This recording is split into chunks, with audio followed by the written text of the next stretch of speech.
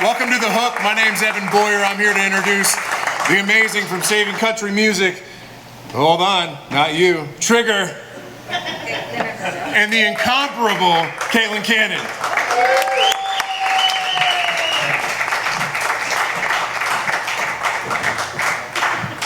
All right, ladies and gentlemen, welcome to another episode of The Hook. My name is Trigger from SavingCountryMusic.com. This is my lovely co-host, Caitlin Cannon, who's back. Ho-coast. Co-host? I kind of like ho-coast. Ho-coast or ho-coast, whatever. I'll be the ho-coast. Yeah, so we're coming to you live from Austin, Texas, the live music capital of the world. And, you know, a lot of people, Austin's had a huge explosion in its comedy scene lately, and people are calling it the comedy capital of the world.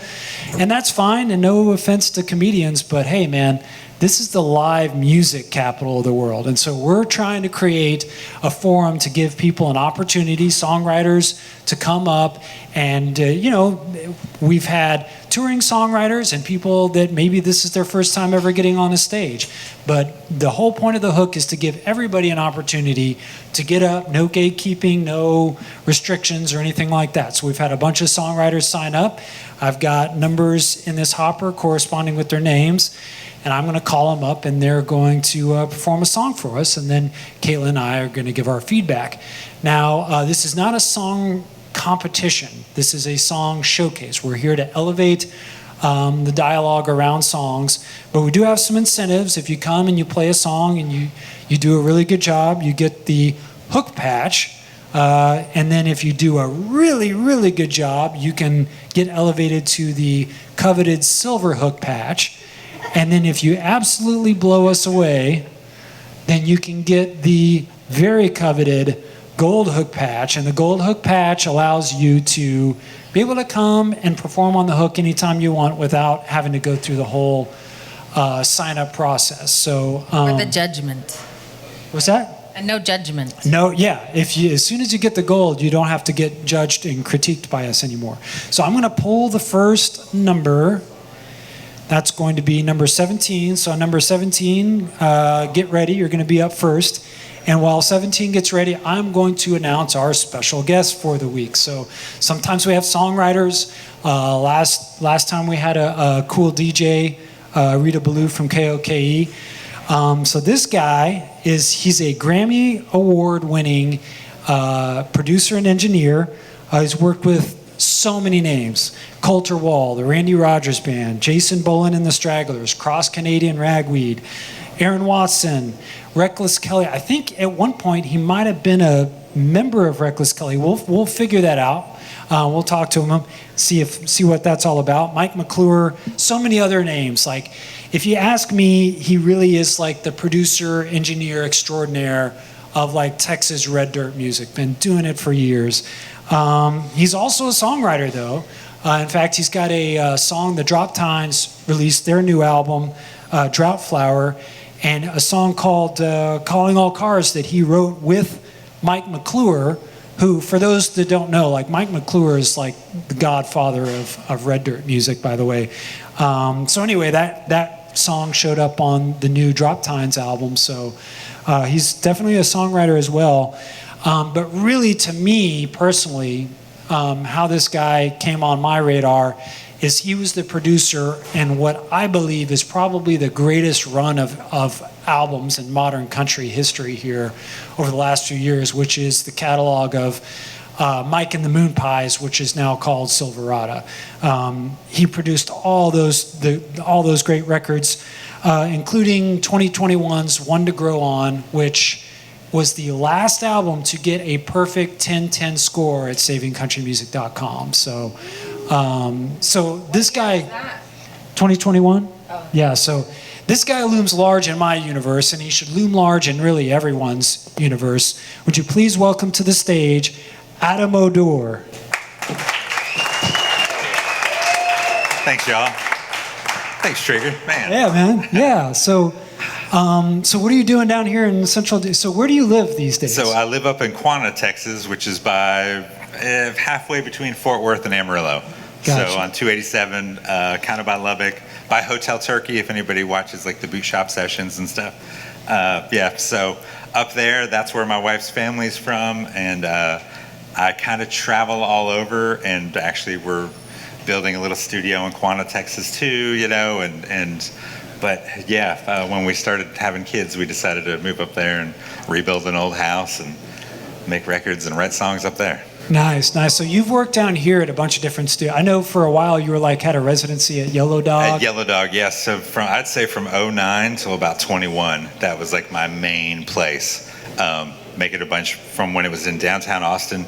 Before that, it was Cedar Creek Studios, which is still there, and then at Bismo Studios, where we did some of that, like Willie and the Wheel records, and a bunch of us. Yeah, you were the engineer on that record, right? Yes, yeah, engineer and mixer. Yeah. So doing a bunch of stuff like that. So I travel around now. I've been doing a bunch of stuff at the church in Tulsa, the old Leon Russell studio. They've been sending me artists, and if I think we could work well together, we do some stuff up there. Yeah, man. So what is your favorite record that you worked on, would you say? Man. I know that's like asking a rainbow its favorite color or something. It's so tough because there are certain little things, like for me, I'm trying to start a beef here. I want you to say it, and then everyone else gets mad that it wasn't their record that you worked on. Well, what's funny is one of my favorites that, I mean, it's definitely had some hits on it and stuff, was Mission, California from Cross Canadian Ragweed. Okay. Because we were in San Diego for a month. We lived together. We were there every day, which now I would not recommend going every day in the studio for 25 days in a row. It was nuts, but there was a lot of personal stuff going on with all of us. And it was great. It was very cathartic making that record, especially after Garage did so well. But then I look back at the crazy idea that, we made this Steak Night at the Prairie Rose record with Mike and the Moon Pies.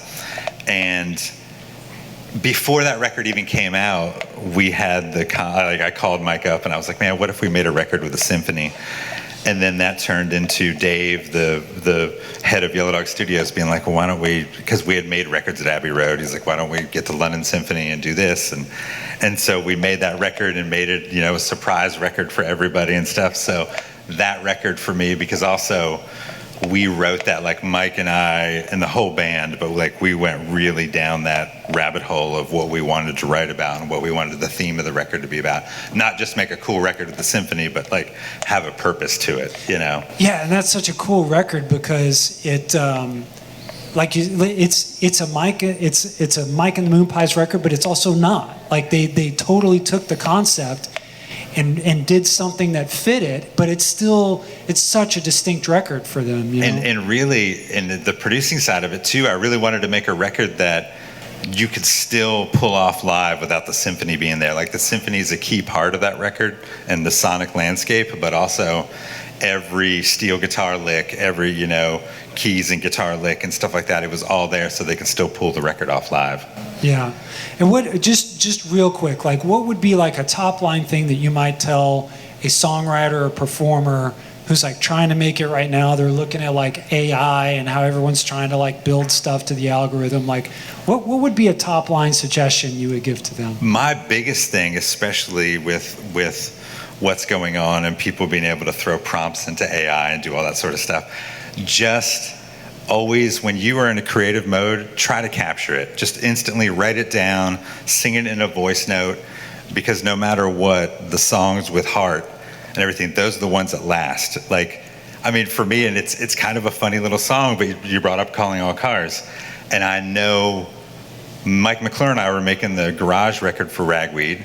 We wrote that started off as a funny song and then got really serious with it. And then it was put on his foam record, and then it was gone. And then literally 20 years later, I get a call, and we're like, hey, the Drop Tides want to put this on the record. Are you cool with that? We're like, well, yeah. So you never know. So we captured it late one night. We wrote that song. So put that stuff down, write it down, capture it, remember it, because can I cuss on this? That's the shit. Yeah. That's the shit that AI can't do. Yes. And you can't really create with AI, no matter how many prompts you put in there. When you are inspired to write something, your heart is broken. Something happened in your life that's joyful or it's tearful. Only humans can do that. Awesome. Yeah, well said, man. Super well said. You want to join us on the panel here? Let's do it, yeah. All right. Give it up for Adam Odor.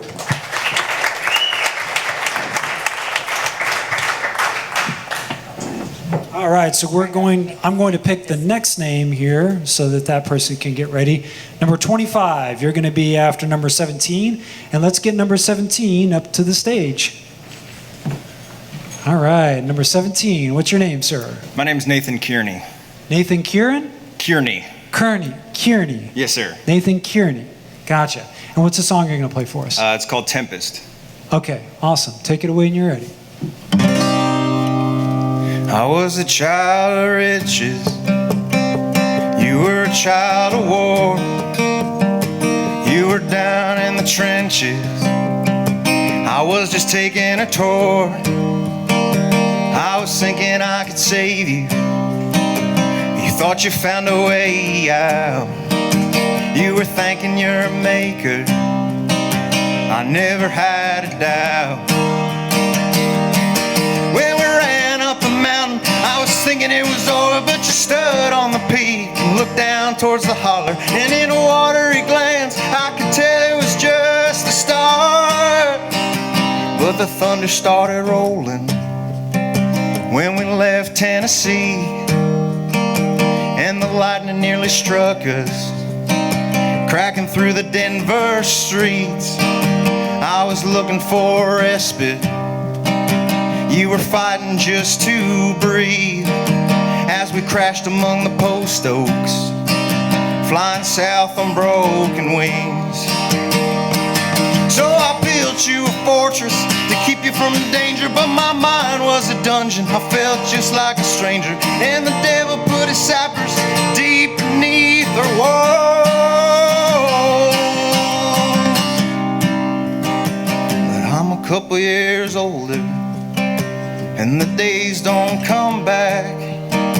But the things that I told you, I meant a matter of fact. I'll love you forever, no matter what the folks say. To the truth I'm a debtor, and my hope I'll obey. So let's take our old burdens and toss them to Jesus, 'cause I'm telling you, darling, it's better to leave them. I never saw a grudge that didn't kill the one holding it tight. So take hold of my hand, and I'll make you a promise that with you I'll stand. 'Cause baby, I'm dauntless. It takes more than a tempest to drown a mountain standing so high.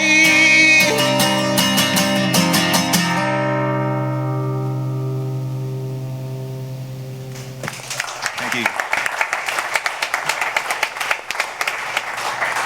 All right, good stuff, man. Lots of emotion there. Nathan Kearney, yeah, I really liked the way that you evoked landscape and weather and like the contrast, but I felt the conflict, the Tempest put me right there. I like how your voice became just a little bit raspy in your chorus, kind of really brings the emotion out front. Yeah, and I just feel like you're a good character, man. Like you kind of fit, the song fits you and you fit the song. So tell us a little bit about yourself. Oh man, I'm just a guy. Oh, come on. Where are you from? Born and raised in Pennsylvania. Moved out to Missouri, Tennessee, Colorado, and down here a few years ago. Okay, what part of Pennsylvania? Eastern area, Woodlands, kind of Appalachia into the Poconos. Okay, yeah. Some people don't. When they. Well, I was born in Meadowbrook, which is kind of outside Philly. Made my way into out like Bucks County area, and then went up to the Poconos. I'm born and raised in. I was born in Doylestown, but really? Upper Black Eddy, Pennsylvania. That's where my family for generations awesome, lived yeah. and stuff. So on the Delaware. So yeah, Awesome. I know that area. Yeah. What's the offensive slang that they call people from the Yinzers or something like? There's some of that. I mean, there's John. There's. That's more Western PA. Okay, Yeah. I don't. But what I do know about PA is like a lot of people don't think about it as part of Appalachia, but it is like totally, like especially kind of those southern parts and. I didn't know that. Yeah, so like Pittsburgh is kind of like the big town of Appalachia, right? I've been working some with a new songwriter named Tucker Neisel out of Morgantown, West Virginia, and then that's got me in with the Davison brothers and stuff like that. But we always have to fly into Pittsburgh. Yeah, exactly. Get down in the West Virginia. Exactly. So yeah. So anyway, back to the song. Caitlin, do you have any thoughts? Yeah, I'm just curious. Was this about a relationship you had? This is about me and my wife. Yeah. Okay. I love how you set up the contrast of the relationship. Like you were a child of war, I was a child of riches. Is that what you said? Mm-hmm. So in the verses, there's something really natural happening with your language and the way that you're singing. And I had never heard it said that way before. Like I was really bought into your metaphor right away. And then something in the choruses, if you call them the choruses, the parts where I started to lose the story a little bit, because I think there may be the words sort of start to lose the natural language, because they're kind of getting crammed into the space a little bit, which for me is always something that once I start thinking about it, then I stop being able to really kind of follow. And so I was wondering if this might be a scenario where the song might become stronger with less words, if you could find places to trim the fat. Okay, yeah. And the other thing I would say is that for me, this is also just an ability to stay with a performer as they're performing. So when you're going into those parts, like you're getting emotional and it's speeding up. And I do that too. I always speed up when I'm feeling the emotion. And so just like really getting that metronome so that you're locked in. We're all locked into a thing, and we can all like ride that train. It might help with being able to fit some of the words in too, but that's really just technical stuff. Yeah, I was gonna say the only thing that I was locked in from the get-go, from that opening metaphor, and then my brain was, when you built up into those sections that I would call the chorus too, I would, in producer mind, would start toying around with different chords, that can still use the same melody and still use that same energy, but be able to take the listener on a journey also musically, so that way you can land back into that A minor shape and stuff like that. That's where my head immediately goes. But yeah, I really like where this song was going. Yeah, absolutely. So do you live in Austin now, or where? No, I live in New Braunfels right now. Okay, New Braunfels, gotcha. And are you part of the kind of the songwriting? Because there's a really good scene down there. Yeah, I've been playing around there for a little bit. This is my first jump up to Austin, so. Okay, sweet. How long have you been in New Braunfels? I lived there for 2 years. I lived farther south in Seguin for a couple years prior to that. Gotcha. But this is what you're trying to do. You're trying to pursue songwriting. Awesome. Well, man, great song. Great introduction to the hook, and I hope you come back. Thank you. Yeah, man. Will do.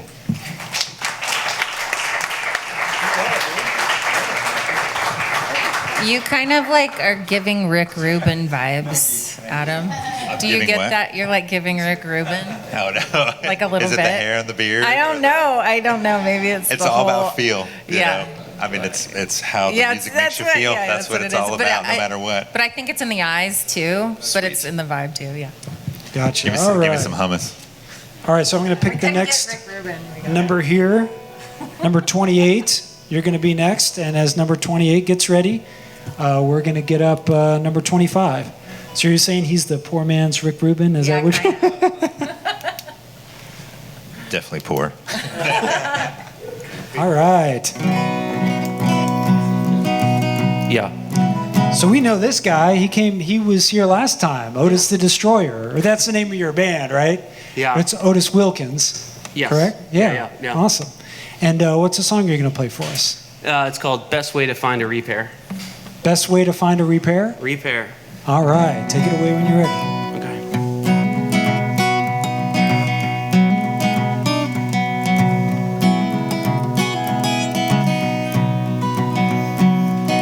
My mind's a videotape. I'm always coming in second place. Your thoughts all laid to bear. You can eat them up in some sacred way, you mean. Yeah, you mean. I yearn for the morning time. It fills me up with strange designs. Pre-dawn is flooding in. You love the night. Don't need me, alright. Yeah, alright. 'Cause I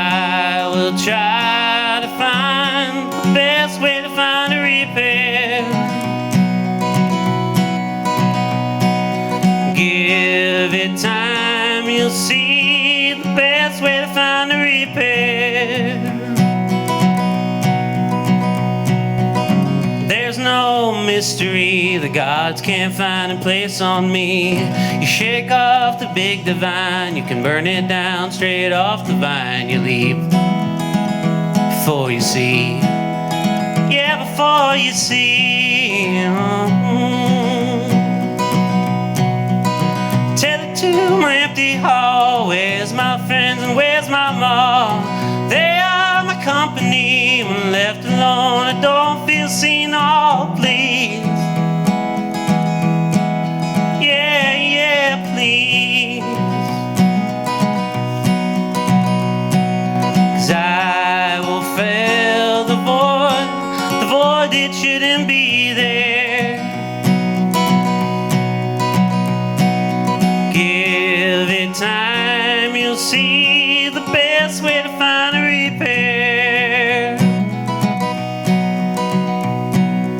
Talk to me like I'm a shade of vapor form that needs a cage. What is love and where's the cake? And why do I take the blame for you? Yeah, yeah, for you.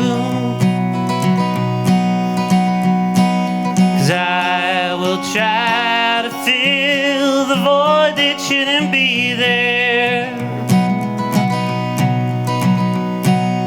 Give it time, you'll see the best way to find a repair. And I will try to fill the void that shouldn't be there. You give it time, you'll see the best way to find a repair.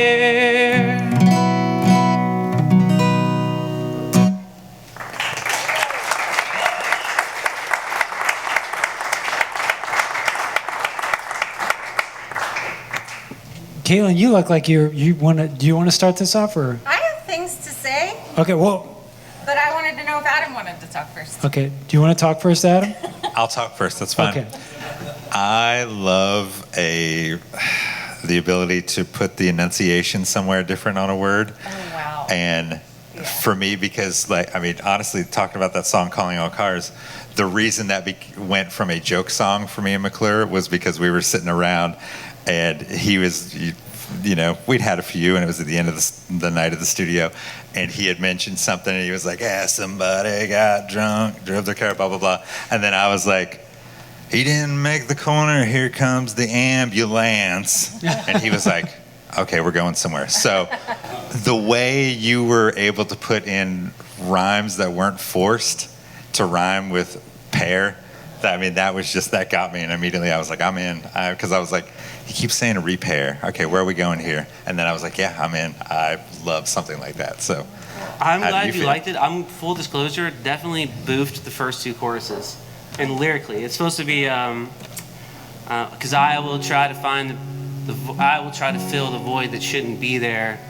Give it time, we'll find the best way to find a repair or something. But I was like, I'll just keep going. Yeah. I didn't want to stop. But well, it got me in. Well, so first off, once again I want to compliment your voice. The last time you were here, I kept trying to place, okay, who does your voice remind me of? And I figured out it was just the perfect amalgamation of all these great singer-songwriter, folk tradition kind of voices. And especially at the end there, man, you just really, really got a great voice. I almost want to just slightly disagree, because I almost feel like when I keep hearing best way to find a repair, my brain, I don't know, it caused my brain to be a little bit I didn't latch on to that as the perfect hook. I felt like it was a great song, and to me, maybe the hook was, if anything, it was maybe the weakest part. When you said, when you replace that line with "fill the void that shouldn't be there," to me, that felt a lot more natural. But now that this is why there's three people up here, not just me, because now that he said that, I'm going back in my brain and I'm thinking of all those times that, yes, you were rhyming pair with other things, and it creates that much, a texture to that song This is another great reason that we're taping this, because I go back and listen to these things and are like, oh, now I get it. But that was my reaction when I first heard it. It was like, maybe there's a different way to say that, but maybe that would like make the whole song fall apart. So, Caitlin, can you help us with this? Yeah, I'm kind of like, I got a little of you and a little of you. Usually I don't agree with anybody. But She's not very agreeable. Yeah, that's okay. It took me a long time to unagreeable. The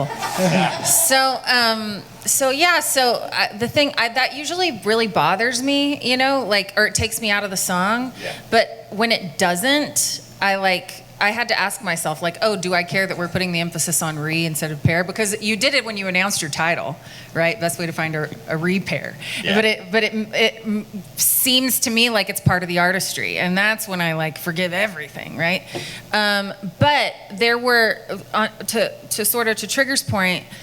This is sort of like one of those circumstances where I could kind of let myself get bewitched by your voice, because you do have this really interesting quality to your voice.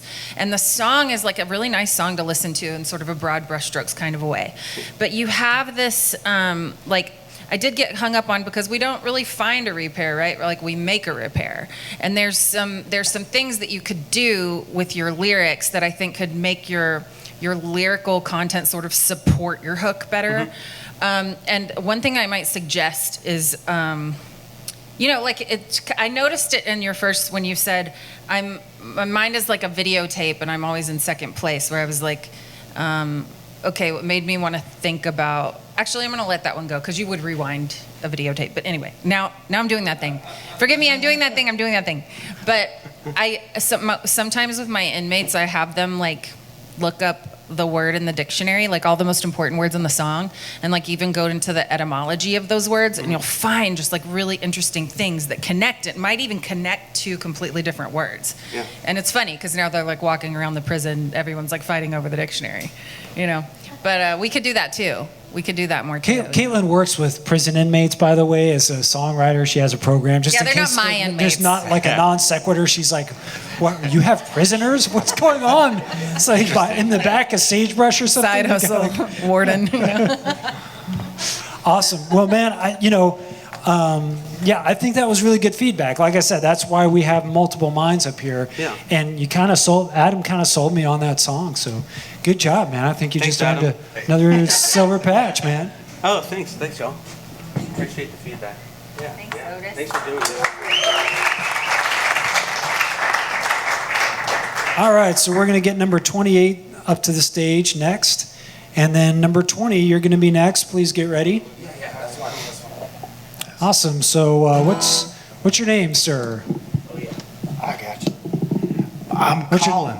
Colin? Yeah. Hi, Trigger. How you doing? I'm doing great. Thank y'all for doing this. This is fun.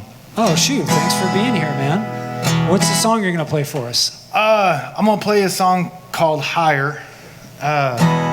It's a song I've yet to figure out what to do with. Gotcha. Well, take it away when you're ready. But to play the song, I'm going to tell you a story first. Okay. I'll just tell you the story. So one day, a guy is walking down the street, and he falls down into a hole.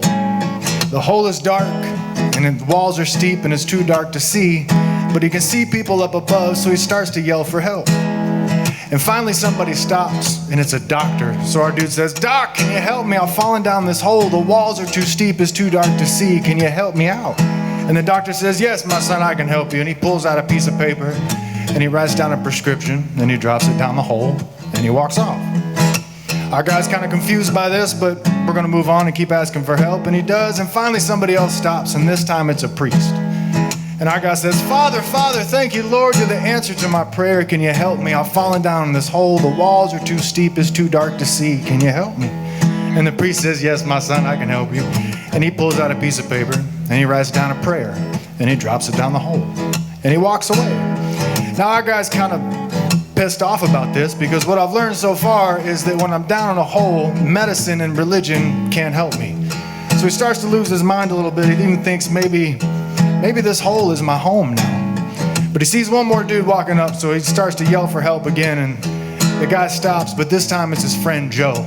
And our guy says, Joe, thank you. You gotta help me, man. I've fallen down this hole. The walls are too steep. It's too dark to see. Can you throw me a rope? Can you call 911? Can you help me?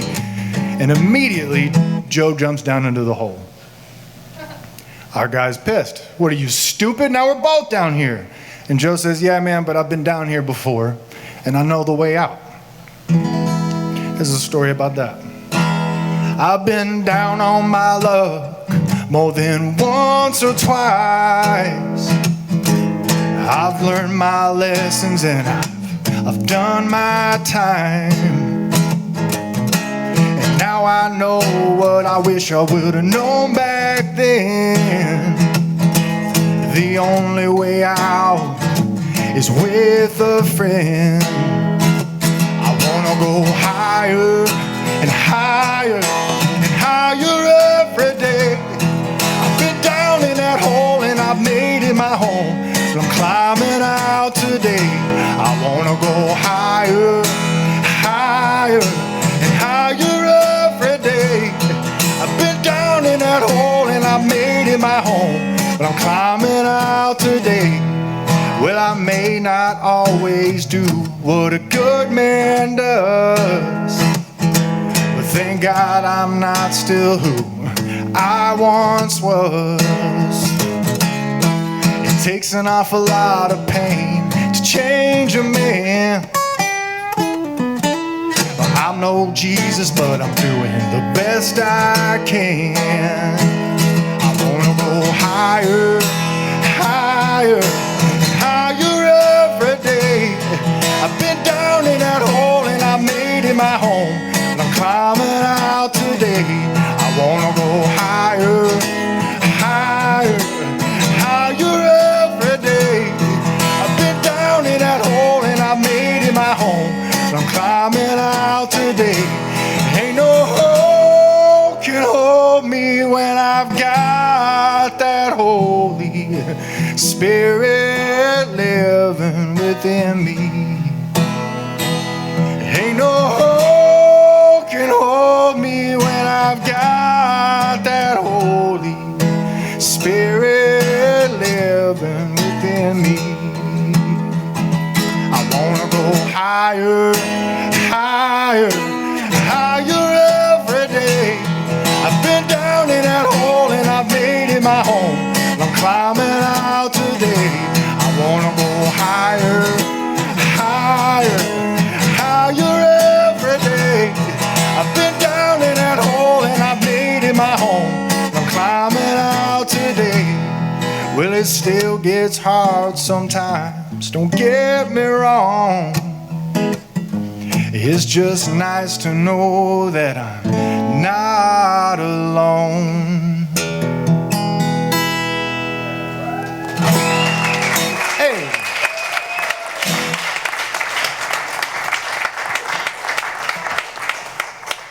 Now I gotta stand up here all awkward and get him to talk to me. Oh, no. Good luck to all of you. I might be the one awkward. Anyone who's watched this before knows when anyone does a really good song, I just kind of get like a jelly bean up here, and I'm just like, and that was a really good song, man, really inspiring. So, Colin, let's talk about you first, because you got a lot going on. First off, you show up on stage barefoot. Yes, sir. And so I've met you before. You were at an event, Austin Musicians Collective, is that what it's called? ATX Musicians, awesome, thank you. ATX Musicians, yeah, great organization. They were doing a thing at Hotel Vegas a couple of weeks ago, and you have a thing called, is it called Austin Music Daily? Daily right? Austin Music. See here, I'm getting my words twisted. Daily Austin Music. It's a great Instagram. Are you on other? Sure, yeah. Okay, so yeah, find it on. It's a really cool. He does these really cool videos about like Austin music, how to be a kind of, just not only promoting stuff, but also like talking about how to be a good member of a music scene. It's slated here to Austin, but honestly, it applies to anything. And you're also a minister, aren't you? Yeah, and a father of four, and a preacher, and a Yeah, I run Daily Austin Music, and we do a lot of things. It sounds like it, man. I didn't know you had 4 kids. It's fun when you get out of the hole. You get to run around and do fun stuff. Well, yeah, and so, man, this is like, I really like the song, and I really like the song and how it pertains coming from you, because it's like, you could get really preachy and say, well, yeah, you can, the way you get out of the hole is you need the Holy Spirit to lift you up or whatever, but like, and that can be true, but what you did is you took a very, very practical sort of approach to like, how do you get out of this hole of like, sometimes you just need a friend. Sometimes you need that person that's been through that problem before, and it's like, the spiritual help can be there, the chemical help, you mentioned the medicine and all this, like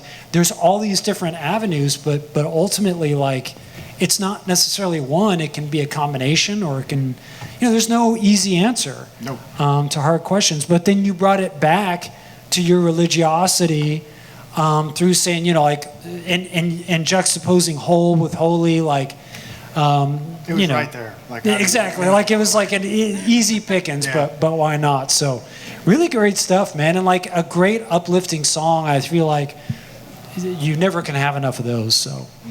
Caitlin Cannon. Hi. Hi. Colin. Thank you. Yeah. I loved what you did. I loved the story that you told. I was like, whoa, what's going to happen? Then you started doing your song. And I didn't see a difference, right, between the story and the song. I think the story is very much part of the song.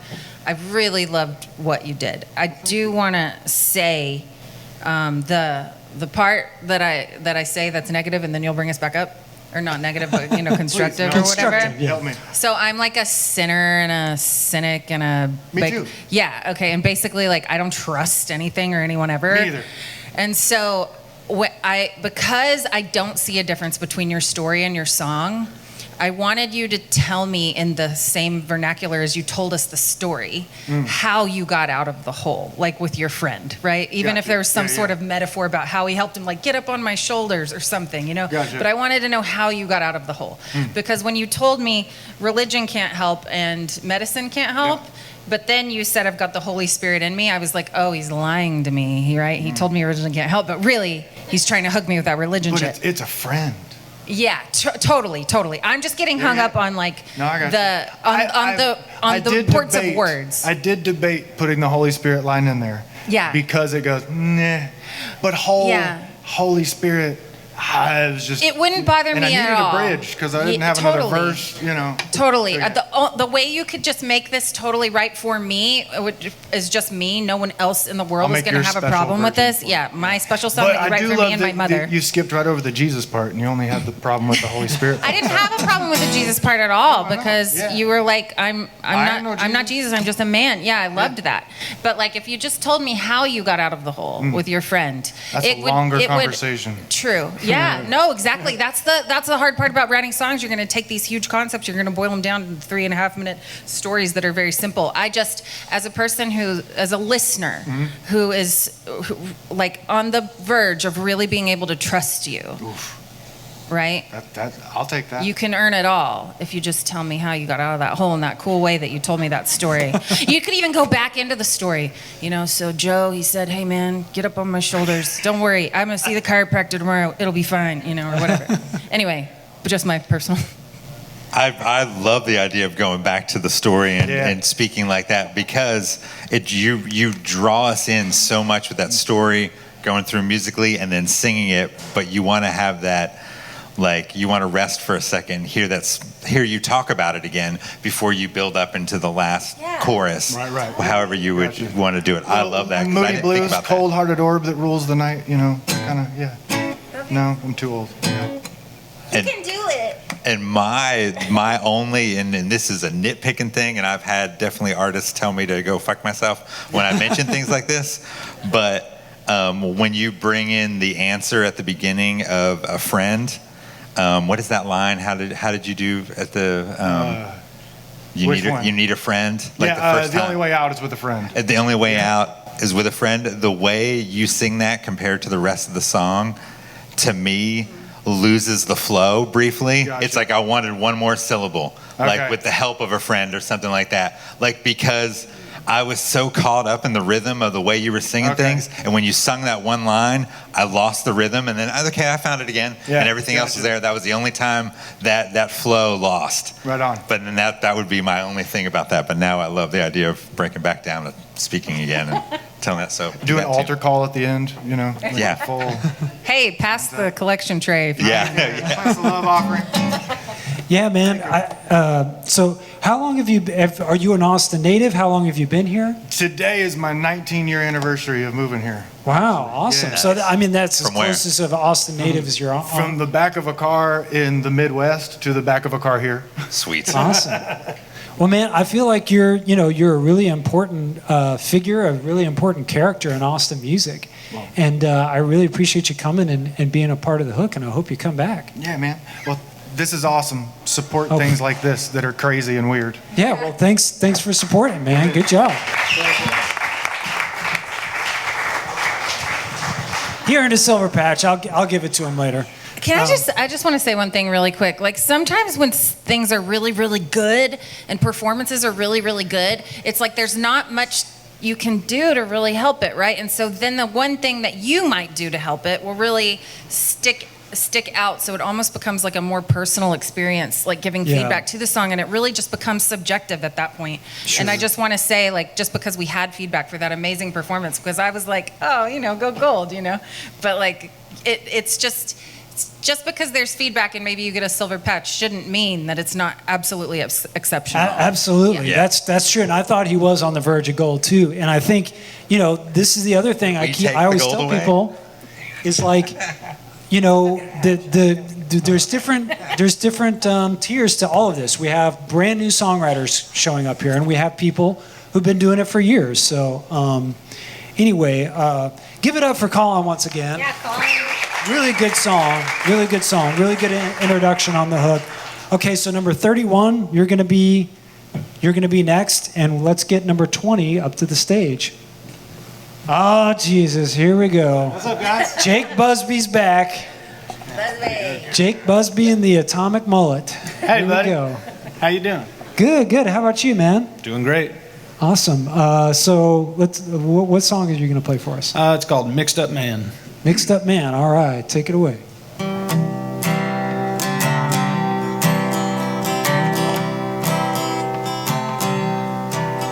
I'm sorry, darling. I ain't got a lot to offer you.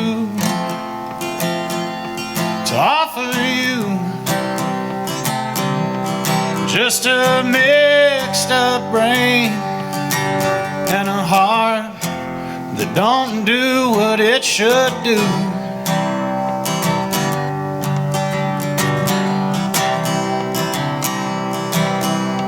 Cause I love my drink and I love my late nights, where staying out of trouble means getting into fights.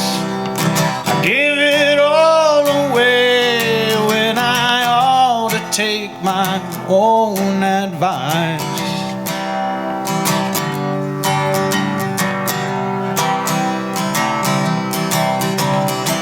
Lordy, Lordy, I'm a mixed up man, always taking what I want, never knowing what I have.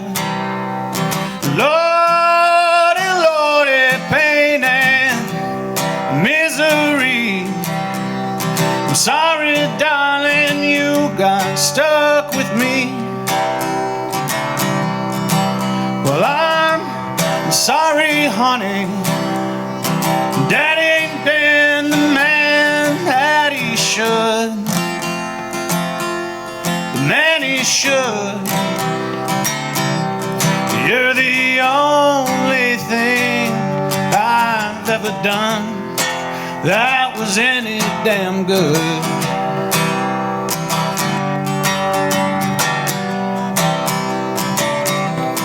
You're a ray of sunlight coming down to my darkest night. My darkest night. You opened up my eyes only to find these eyes are blind.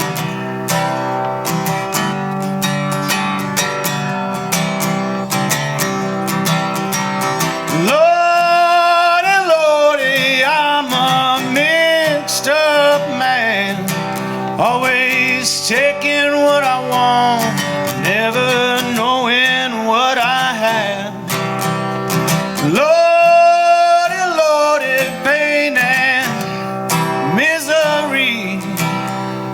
Sorry, darling, you got stuck with me. Well, I'm sorry, mama. Something in me just went wild. I just went wild. I became a moonlight man when I used to be your sunshine child.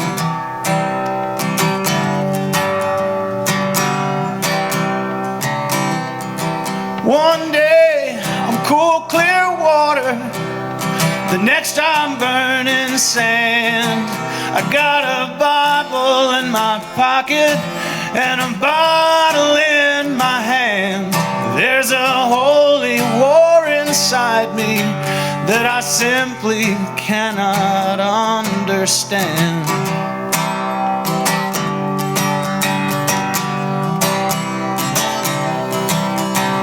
Lordy, Lordy, I'm a mixed up man, always taking what I want, never knowing what I have.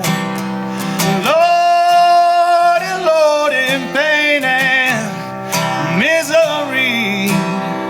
I'm sorry, darling, you got stuck with me. Said I'm sorry, darling, you got stuck with me. Thank you.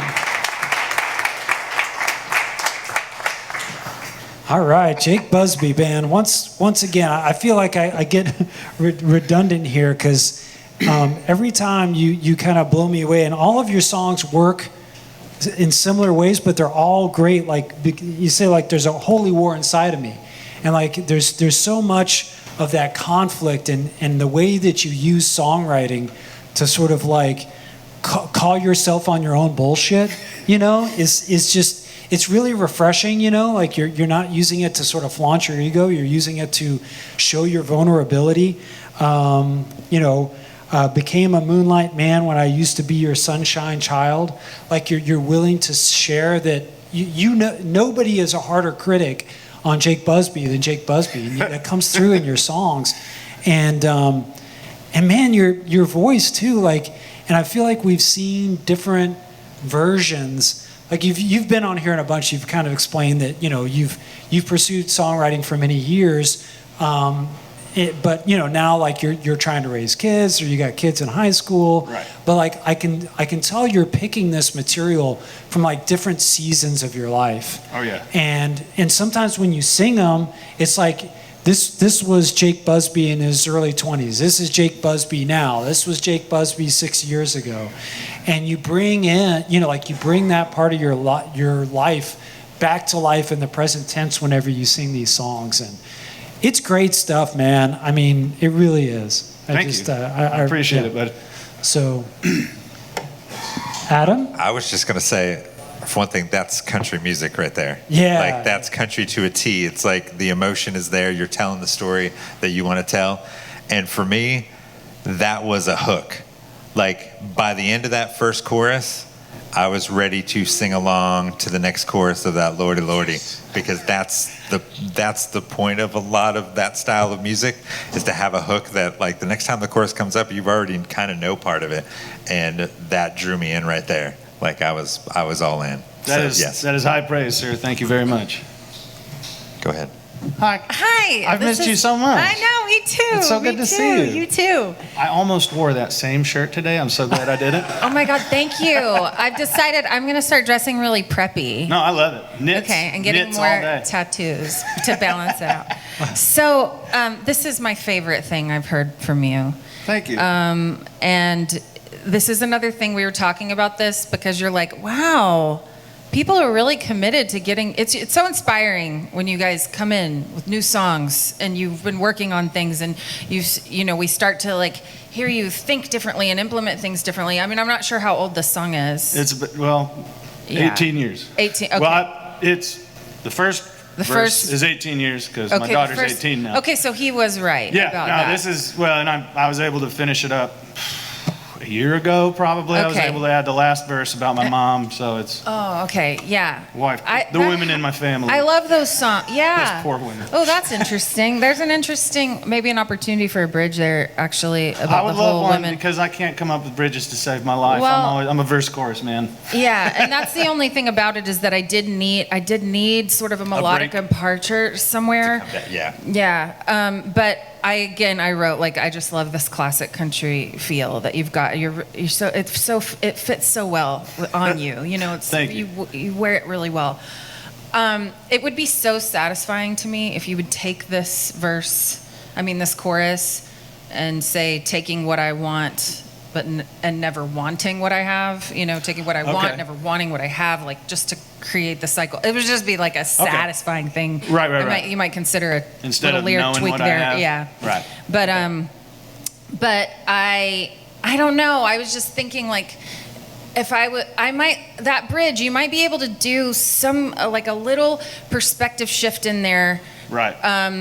Just to maybe switch to the omniscient or the something, or because if I was your wife and you had written this song, I would be like so relieved. I would be so relieved that you had written the song at the same time. I'd be so annoyed. Yeah. You know, that I would be like, oh, poor you again. You know what I mean? I don't know. Like there's just We know, Jake. You have and demons. it's kind of We know. yeah, which whatever. Okay, George Jones, Right. whatever. Yeah. But like you could get a breath from that too. Like the same way that you had a melodic shift, you could also sort of Sure. do like an Yeah. omniscient presence A little shift. spot of and- sunshine in there. Yeah.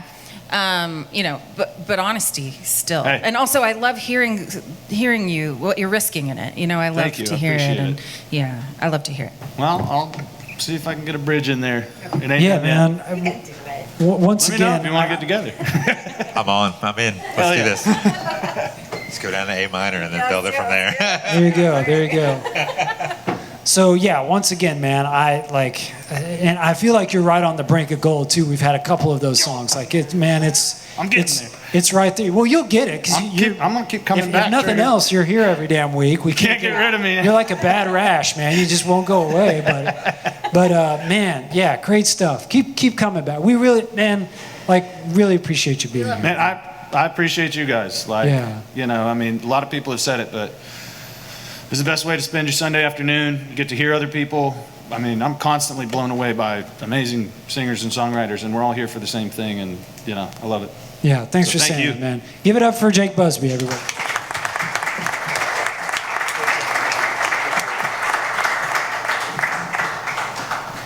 All right, so we're going to get number 31 up next, and then number 24. You're going to be after them.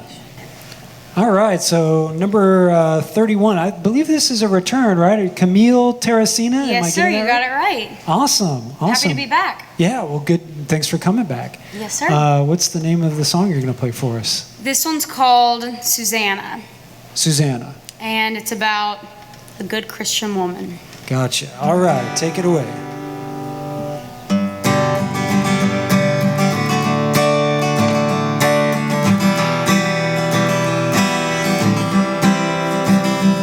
Well, I've never been a hateful bitch. It's always been alright if I get the short end of the stick. I'll buck on up and take it. But something in me bubbles up about a redhead chick when I reach the western end of Mississippi. Oh, Susanna, what Bible are you reading? Are you listening to Jesus? Holy Susanna.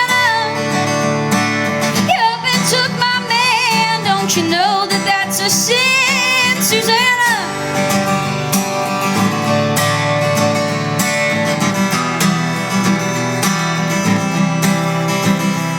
Oh, I need the Father, Son, and Holy Ghost. I need them close, I need them right here in the passenger seat, all the way to Bougush City. I know we're all children of God, and I'm working on my forgiving side, but damn you, Susanna, I would have made a pretty bride.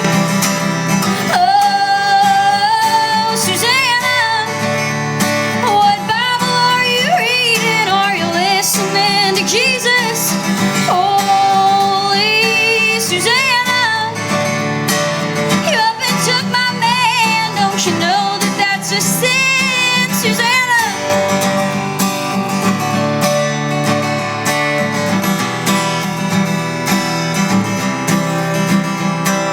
Let me tell you about a couple of rules. I'm sure you've heard them a time or two on a poster up in Sunday school.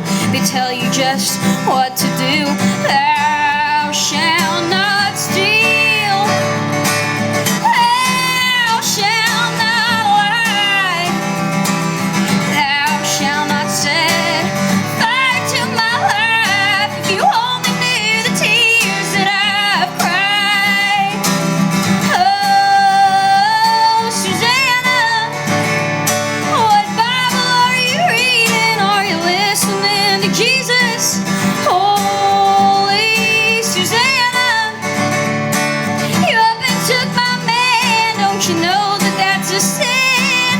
Oh, Susanna, what Bible are you reading? Are you listening to Jesus? Holy Susanna, you up and took my man. Don't you know that that's a sin, Susanna? You up and took my man. Don't you know that that's a sin, Susanna? Thank you.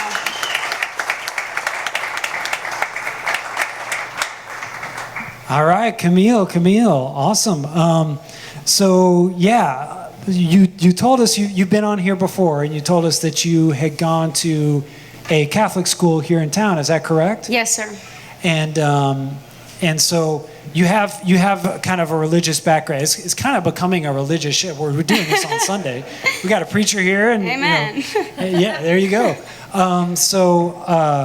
Yeah, and what I really love about that song is that you delve into, frankly, the hypocrisy that comes. I think it was Billy Graham who at one point said the worst representatives for Christians or something like that, because just the pervasiveness of hypocrisy.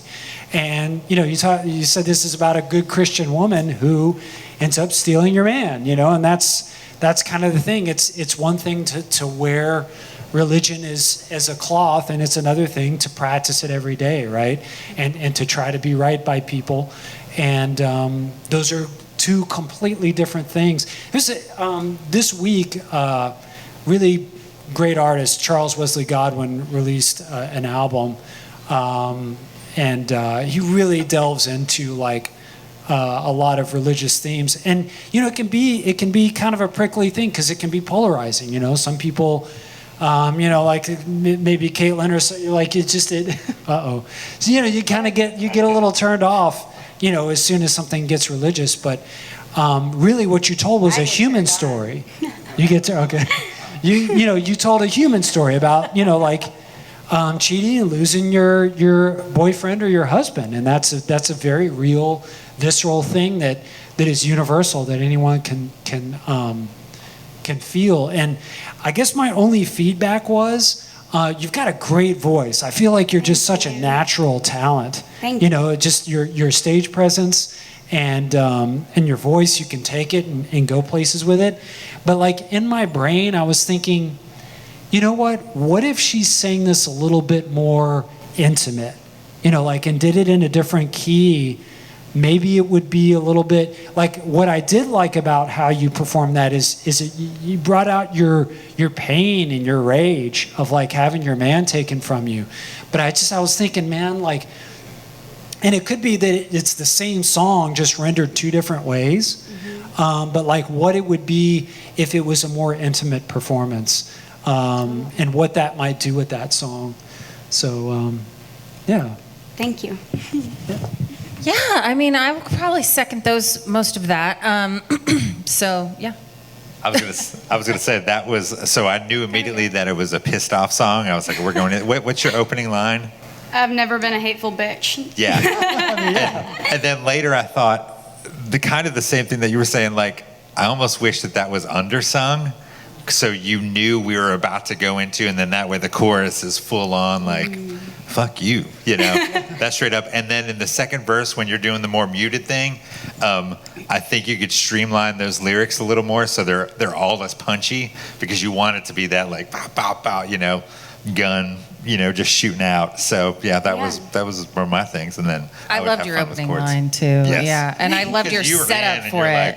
Like, yeah, because she was like, I think you did say this is a gospel number. I don't know. What did you say? About a good Christian woman. About right? a good Christian woman. Yeah. And then I've never been. It was a really nice contrast. Also coming out of you look to be like a breath of fresh air. It's so nice when a breath of fresh air comes out with hateful bitch. I did want to say, and part of this is like I was trying to get Winston's attention. I wanted to turn our monitor down a little bit. Yeah, it was real loud up here, but that's okay. Mic again isn't meant to be sung like directly into. So I just want to tell people this: like louder is not always better. I used to think louder was better. I was raised in musical theater. I thought I was taught louder was better. It took me so long to unlearn that. It can be so much more powerful to make them lean in, Okay. And you can do it just by kind of backing up a little bit, and I agree, like playing a little more with the dynamics. Yes. Yeah. So that those really loud parts really, Definitely. more effective. Yeah. So I'm leaning like between regular and silver. What are we thinking? I go silver with that. Okay, silver. That's a good Jolene tune. Okay, awesome. It's like it's Jolene with the religious Jolene. And plus, playing off of "Oh Susanna," like Yeah. that thing too. Yeah. It's just like you already have something in your head, and then you hear this, and you're like, oh yeah. Awesome. Well, you just earned yourself a silver patch. Thank Good you job, so much. Camille. I appreciate it.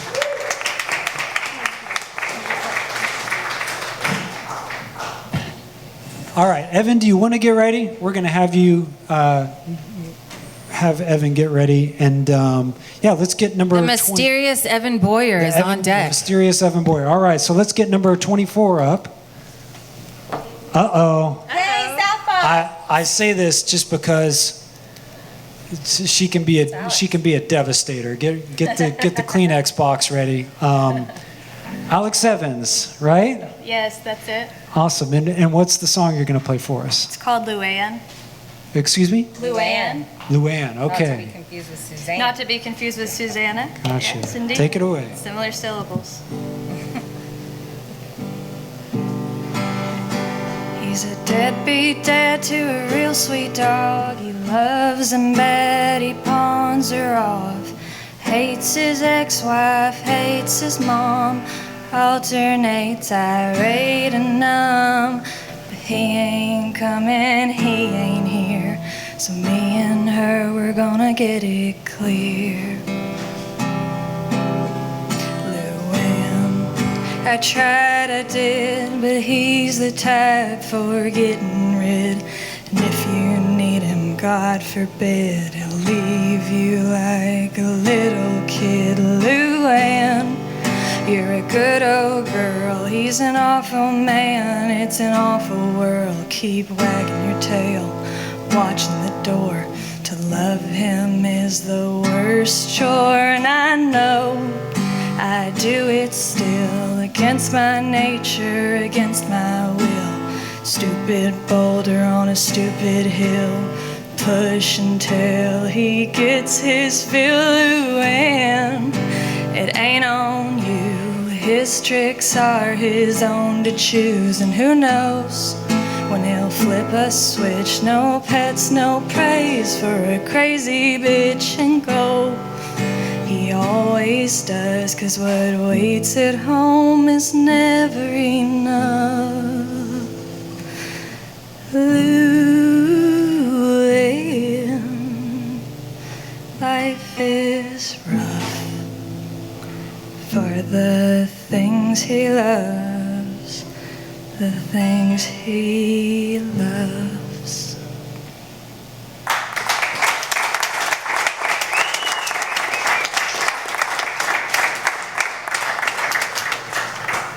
Oh man, Alex, you have such a great knack of like finding the nuance between love and hate, the like volatile relationships between men and women, and like really pulling out the like the ambergris or like the manna from those like tense moments. You just put you right in that like the passive aggressive, like the duality of love, how love, it's like such this passionate thing, and it can create such beauty, but also such rage and such violence. Your songwriting so embodies that, and you've done that now multiple times on this stage. It's really riveting and really like soul stirring, for lack of a better way to put it. We've talked a little bit. Caitlin's talked about how she loves sort of the intimacy and the greenness of your delivery, and I've grown to love that about your music. I really think it's gone from something that I feel like I need to criticize to something that's endearing. I just got to say before I hand it off to these others, it was something. The Hook Instagram page follows you on Instagram, and so randomly one day I got like a video from your feed, and you were just absolutely. You work in the legislature, right? Or I work around the legislature. You work yes. work around the legislature. Yes. And I know that she may look, innocent and meek or something up here on the stage.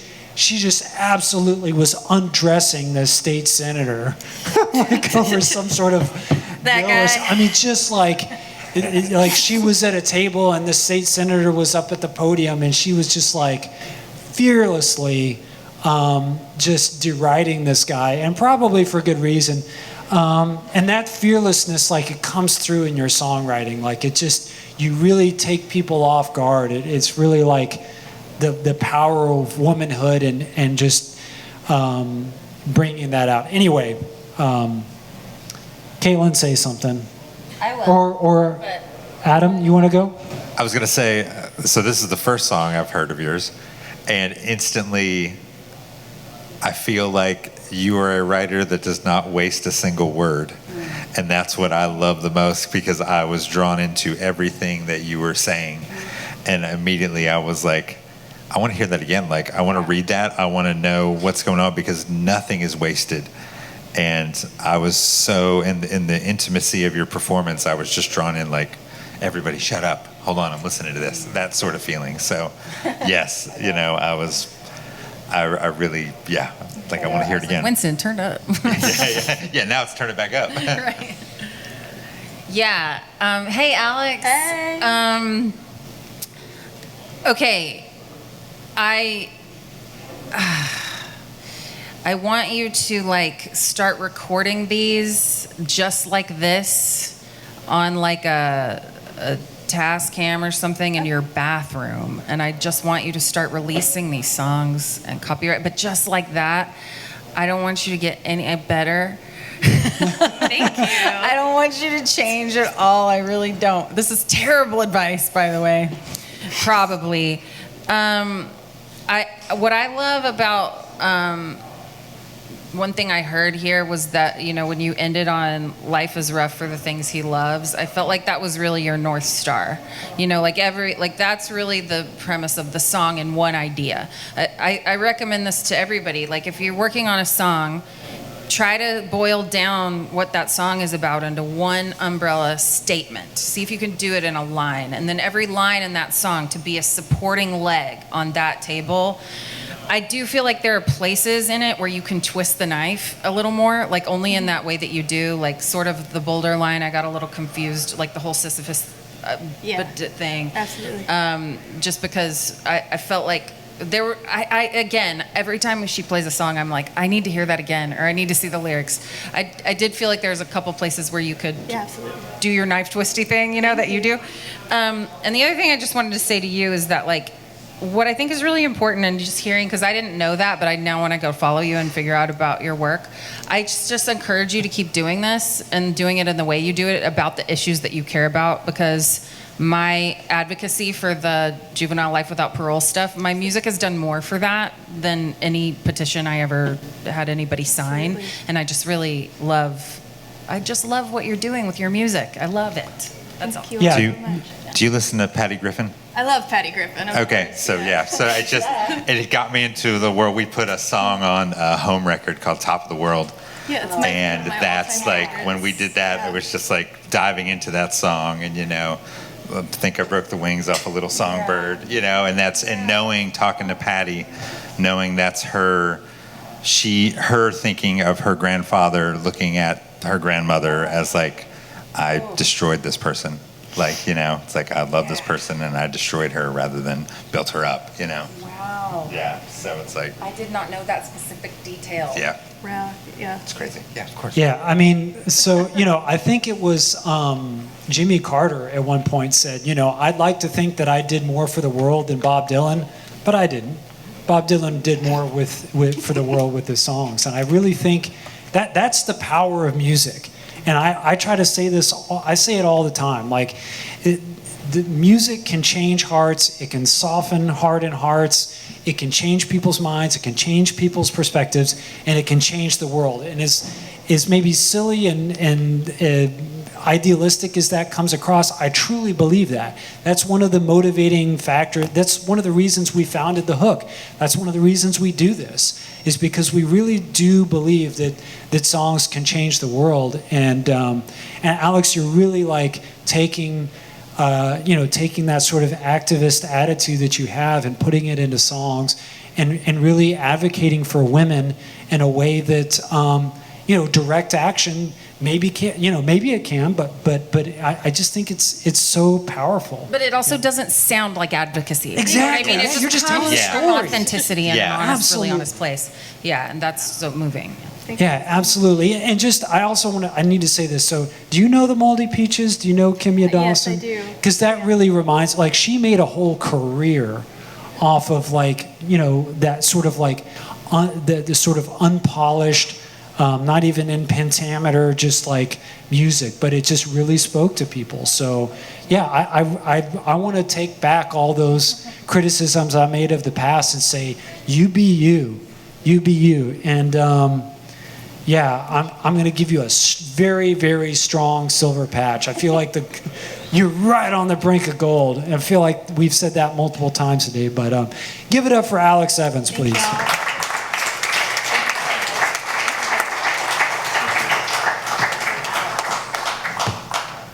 Oh, man. Okay, so I'm going to pull the next number. Well, hold off just a second. Okay, so 27, get ready. You're going to be next. And before we get 27 up, though, I want to introduce our special performance guest, who's actually someone who's been on the show before. Anyone in the room is going to know him. But, this guy, he actually happens to be a great songwriter. He also, he does a lot of voiceover work. You've probably heard his voice on various things, NBC Sports, Pizza Hut commercials. He was a iHeartRadio morning show host for a while. One interesting fact about him is he owns Willie's old bus called the Willie Bus, which is actually one of the sponsors of The Hook. He rents it out. People use it for parties and travel and stuff. And he's in town this week because he is recording his next album with Tim Lightyear and Taylor Tash out in Fredericksburg. But he's our producer of The Hook here in Austin, and we really appreciate his help. I want to give him an opportunity to play one of his songs. Would you please welcome to the stage Evan Boyer.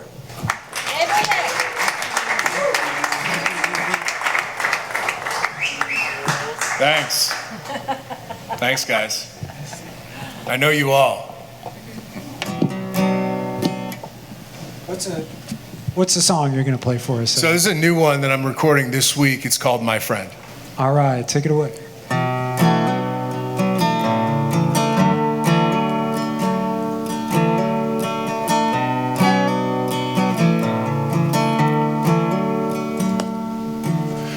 I hope he always treats you good. You moved on like a breeze, I never could. And I do my best to understand, 'cause I thought I'd always be a man. Now it was never in my nature to fall in love in an elevator. And home was a bed and a hotel card. That city will always be ours. There's broken hearts, broken down, and no, I never hear the sound of your voice in my ear again. We were off to dinner after we got high. Well, I never felt like I did that night. Give it all to have that time again. I hope he treats you well, my friend. I hope he treats you well, my friend.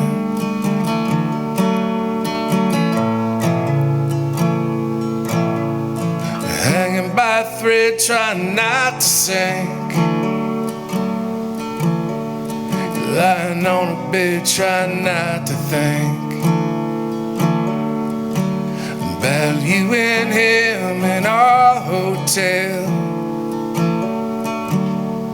The most I hope he treats you well. It's broken hearts, broken down. You know I'll never hear the sound of your voice in my ear again. We were off to dinner after we got high. Well, I never felt like I did that night.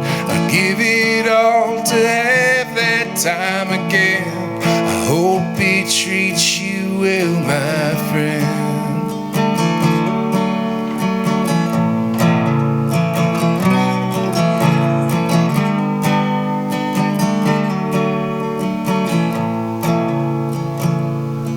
Broken hearts, broken down. You know I'll never hear the sound of your voice in my ear again. Thanks, y'all.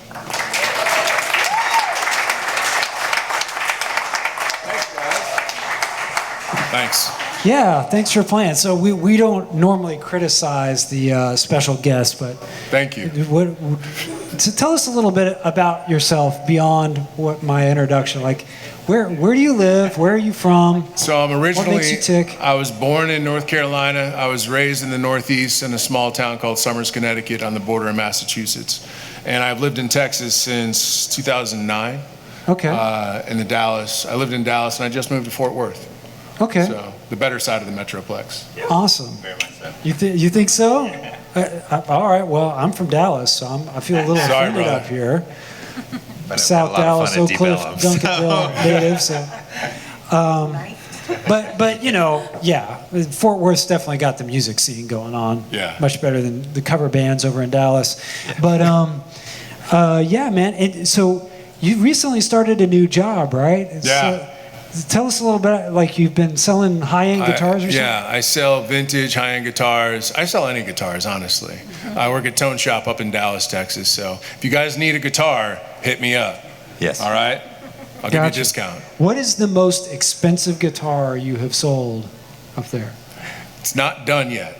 It's not done yet, but it's a Martin. Jinx it here. It is a $300,000 Martin. Oh, hey. Whoa. Yeah. Yeah. 300,000? Yeah.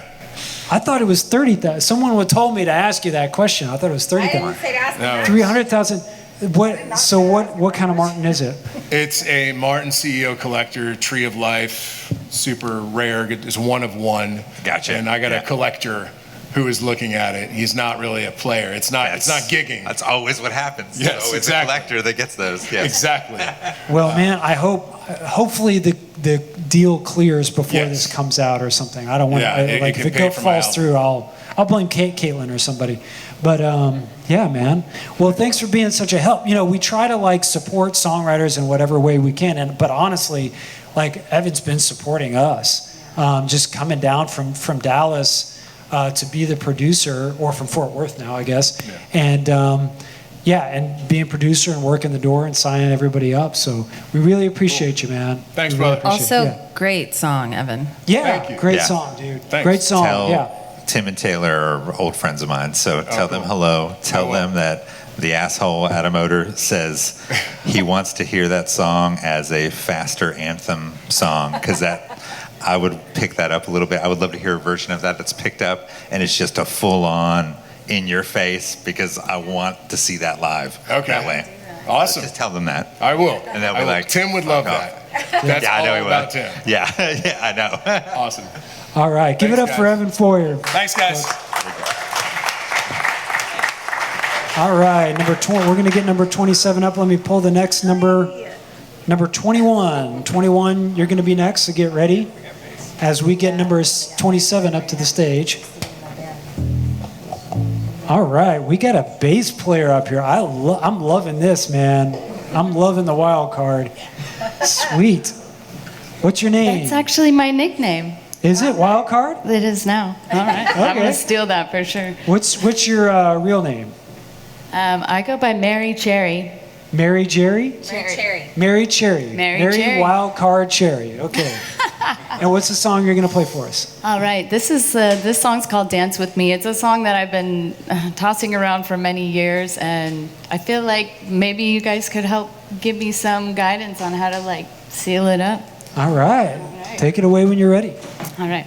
I perform a lot, but for some reason I'm incredibly nervous right now, so I'm just going to take a deep breath for a second.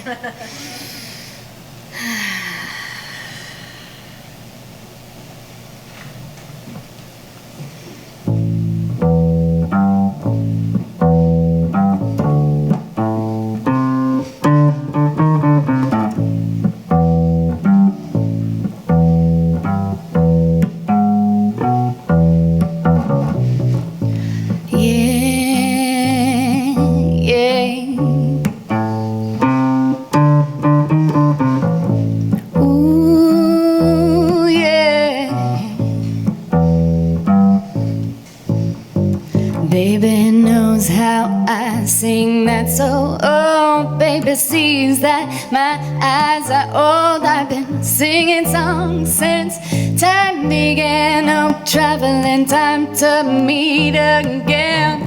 Shake it, why settle where you can make it, make your dreams come true. Oh, come dance with me, move our bodies, feel free. Oh, sunny skies when those clouds are gray. Oh, sunny smiles keep those frowns at bay. We've been shaking our hips since time began. Oh, traveling time to meet again. Shake it, why settle when you can make it, make your dreams come true. Oh, come dance with me, move our bodies, feel free.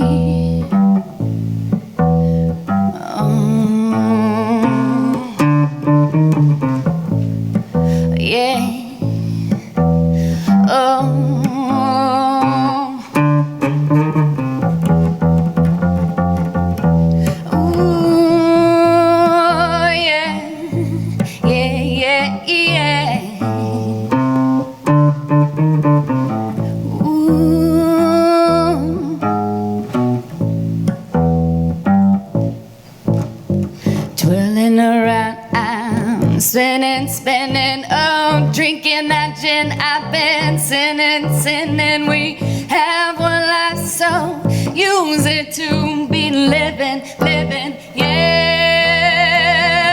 Shake it, why settle when you can make it, make your dreams come true. Oh, come dance with me, move our bodies, feel free, yeah. Oh, come dance with me, move our bodies, feel free.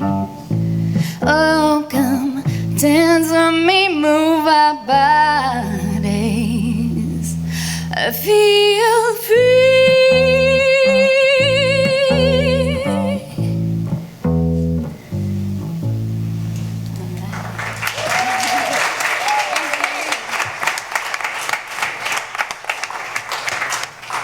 All right, great stuff, Mary Cherry. So tell us a little about yourself. Are you from Austin here?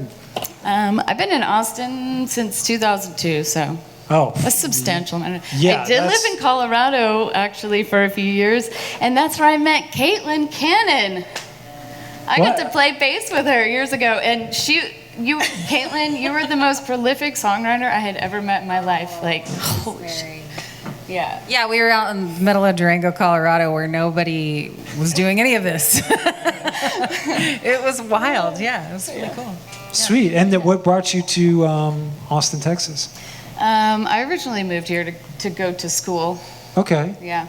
And then, so you were here, and then you went to Durango, and then you came back? Yes. So what took you out to Durango? I was in Austin, and then at one point I decided that I wanted to move, and I sold everything except for what fit into a car, left my car at my parents' house, took a train to the Appalachian Trail, hiked about 600 miles, and then worked on some farms there, and ended up on a farm in Colorado.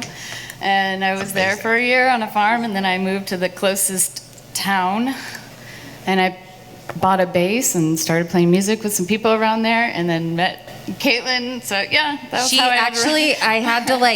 I really fought for her because she was in this really cool band called Farmington Hill, and they used to play at places like, I don't know, cool spots. Yeah, just like whatever the coolest place was in Durango you could play.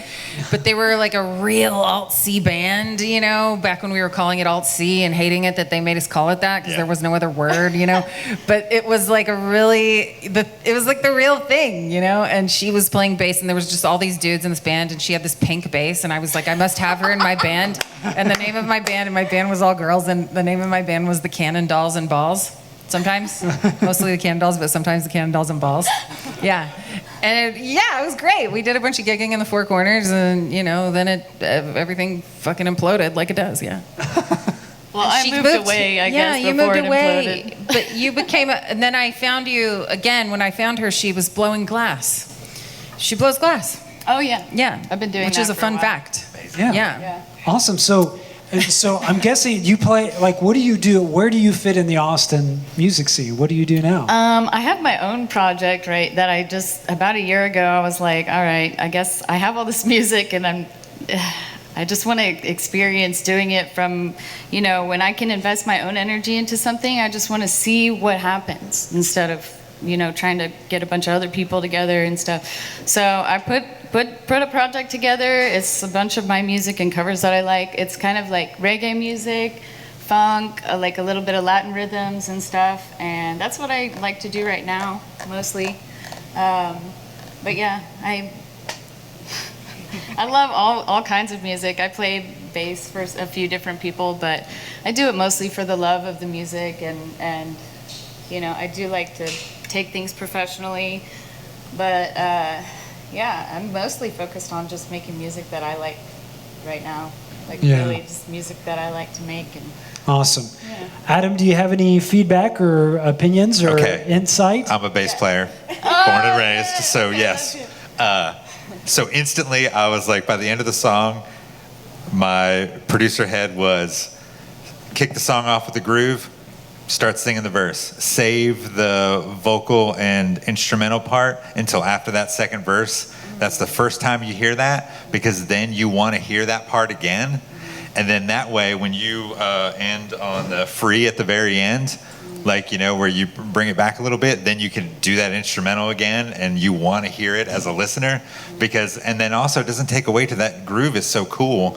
You don't want to go into the big instrumental part at the very beginning. Like, let the listener fall into that groove and just start moving. Because we're all just moving up here and tapping feet, and it's just like, man, just let that groove lay. And that's the whole thing with funk. It's just like, yeah, come on, just let the groove hit. You mean like come in with the bass like that? Yeah, just come in with the bass groove and then right into the verse. Yeah. Okay. You know, and then save that whole instrumental, because all that stuff is great, but don't give it to them at the very beginning. Totally. Like, let them listen to it after that For second sure. verse. I think that this was mostly right now because I was so nervous. I was like, I just got to get through this. Yeah, So well, come in with a little bit of taste of that, but then bring the vocals right in. Bring the vocals right in, and then at the very end, after you tag it with that free, then do that whole instrumental thing again with your woo, you know, all that shit. It's so good. Cool. yeah, it's funny that so many people, we hear this from songwriters all the time, because this is a compliment to the audience here, and Sagebrush and this beautiful room and this space and what we've created on Sundays afternoons here, because you hear people that, you know, they play in front of much bigger audiences, but it is intimidating, and one of the reasons is because it's just so quiet. Everybody is so respectful. Everybody is so intent on the songs. We're here for the songs. That's why everybody is in this room, and it's such a cool thing, man. So give it up for yourselves, everyone who's out here. Caitlin. If I know you, you're doing a million things, you know? And the other thing about Mary is that, like, knowing Mary, somebody who's, like, every single aspect of your life is art. You know, even your like relationships are art, you know, and not a lot of people are going to be doing what you're doing. You're just not seeing that many people up singing songs with a bass. And I love your voice, and I've always loved your voice, but I never got to hear it because you were always playing bass. You're singing harmonies, you know, and so I know you're probably, even though you play a lot, it's such a different thing to get up by yourself with a bass and sing your song. It's just so different. It is and really so different. I think, you know, and here's the other thing about you, like, and you're talking about the kind of music that speaks to you and the kind of music that you want to play. Like, it is not all the songs have to be the deep songs or the deep wrist-slitting songs that, like, I write. Like, perfect songs can be totally simple and just be about the vibe and be about raising the vibe. And that's kind of like what you do. Like, and you did it because we were with that groove with you. I think it's just a matter of doing it and doing it and doing it and becoming more and more confident in this one aspect of your art, you know? So I think you should come back over, because I know you live right over there, and I think you should just come play for us every week, you know? Absolutely. Yeah, please come back. Give it up for Mary Cherry. Thank you guys so much. Thank you for this.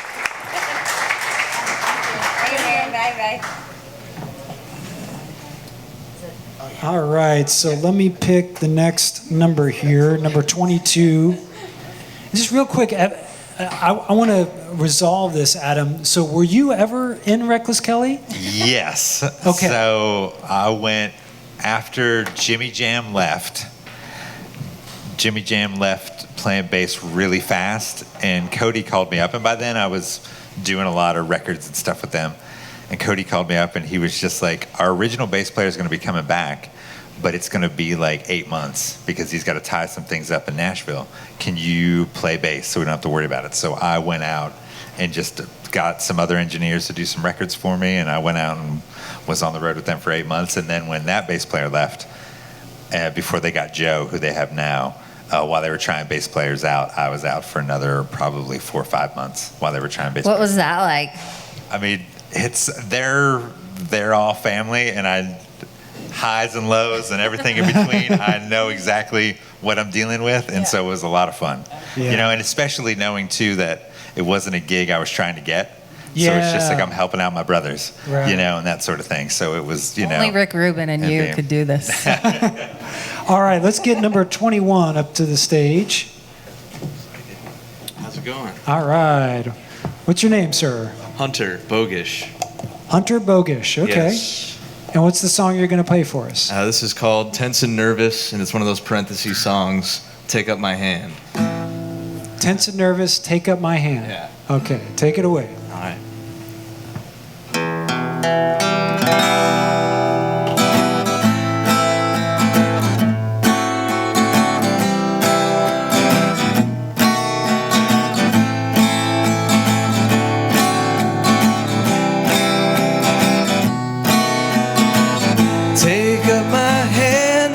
let me take you for a walk.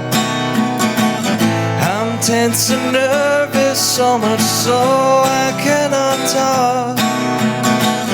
I'll take you through the park, a feeling most divine.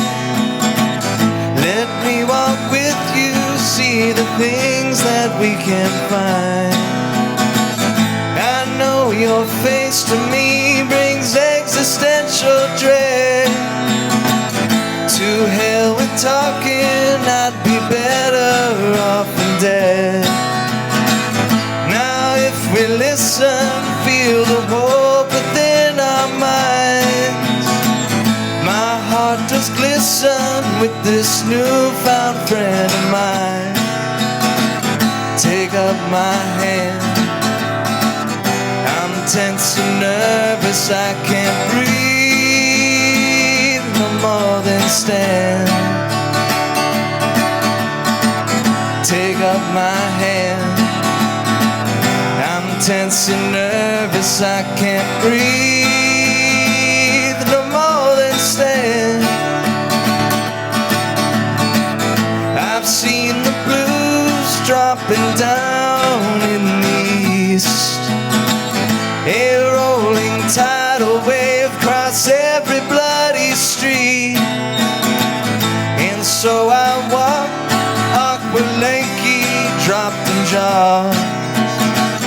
I'm hoping that you understand a mercy call. Take up my hand. I'm tense and nervous, I can't breathe no more than stand. Take up my hand. I'm tense and nervous, I can't breathe no more than stand.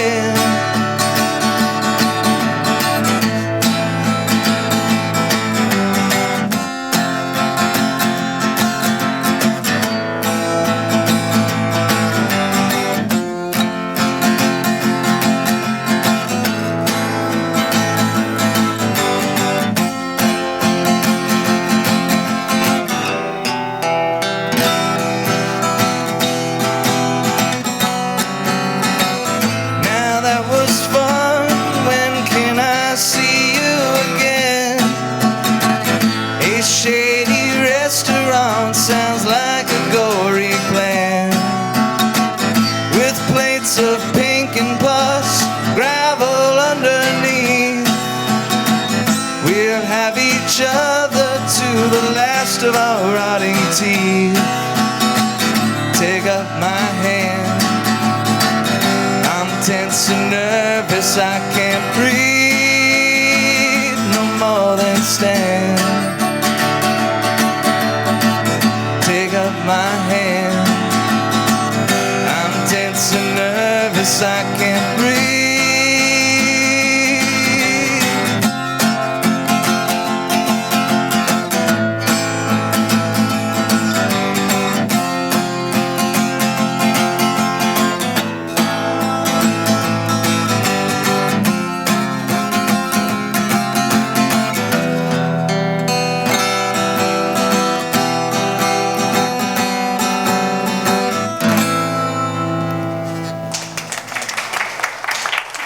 Thank you. All right, Hunter Bougush. Tell us a little bit about yourself. Where are you? Are you from Austin here? Or? I'm from Manitou Springs, Colorado. Oh, okay. It's a heavy Colorado show this week. Awesome. I came, I think it was last week or 2 weeks ago, my friend came through and played a show too, played here as well. Yeah. Okay, awesome. So do you live in Austin now, or are you... I do, yeah. I've been here 4 years. Okay, and are you pursuing music, or are you... Absolutely. It's kind of all I do right now. Okay, yeah. Awesome.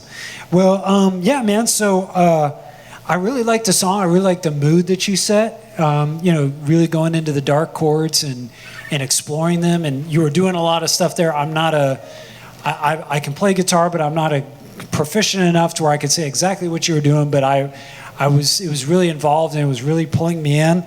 At the same time, like I felt like that was a song that you can get lost in a little bit, you know. I kept sort of trying to find the thing that kept me hooked into it. You know, I think that you're kind of similar to Otis Wilkins. Like the hook, I think the hook is good, but I think like, how could it be better? How could it be worded a little bit different to keep me engaged? And that was just my feeling about it. Caitlin, what did you think? I'll tell you what hooked me into it was the verse about the pus and the rotting teeth and that whole thing. I was like, damn. I think that is such a gifted melody. You know, it's like Beatles, only the Beatles didn't write it. Straight up like 60s melody. I'm Yeah, like, completely. I'm so into it too.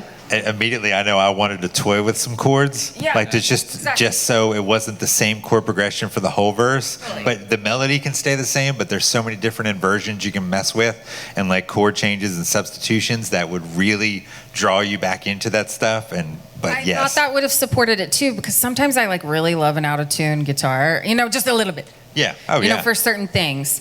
But in this, I felt like it was distracting us from like your melody is so cool, but it needs sort of to be supported by precision in a way. So it's almost like the cool like guitar playing you're doing is almost taking away from, it's distracting in a way, even though it's like a style you're doing. So I almost just want you to keep doing that, but just do it like a little gentler. just work. Yeah, so you're not just pounding on the guitar, Right.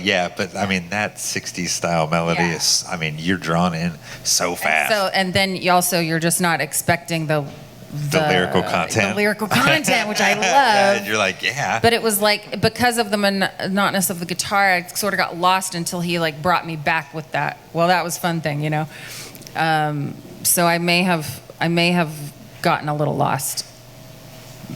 Just an admission of guilt. Of Yeah, loss. no, that's the way I felt. I felt like there were a lot of great bones there, a lot of great stuff going on, but I was getting a little lost. I mean, that's what I was. You guys said it way better than I can, because you're astute guitar players, and I'm just like a novice, retired drummer that can play. The solution really too is just to like make the guitar work a little more interesting. Yeah. You know. And a little more dynamic. Yeah. Yeah, Totally. yeah, man, I'm glad that you came. Thanks for signing up. Definitely and, keep that pink pus line. Yeah. I like that part too. So. Yeah, keep that line. Keep the song, man. It's a great song. It's a great melody, and keep coming back. We'd love to hear more of your songs for sure, man. Cool. Thanks so much.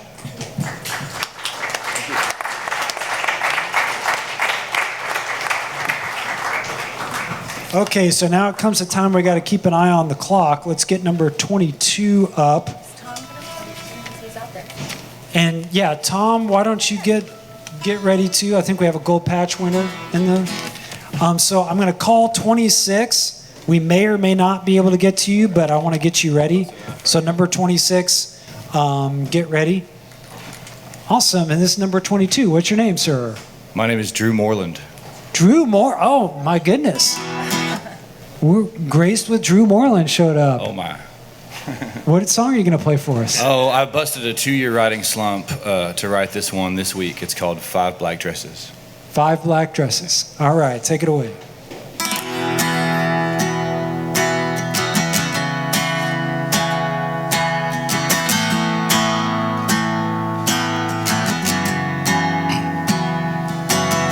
Five black dresses and 5 black veils. Each one has a different story to tell. How they loved him and lost their mind. One by one he told them all goodbye.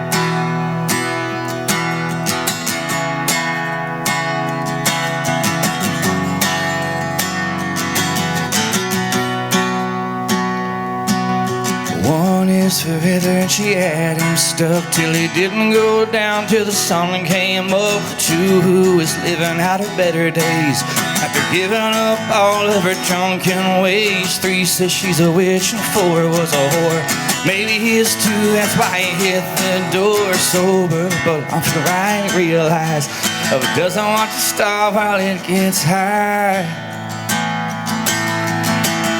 5 black dresses and 5 black veils. Each one has a different story to tell. How they loved him and lost their mind.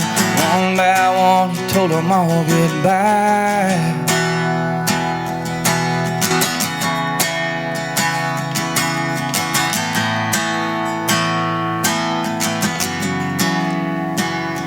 Now there's one white dress and one white veil.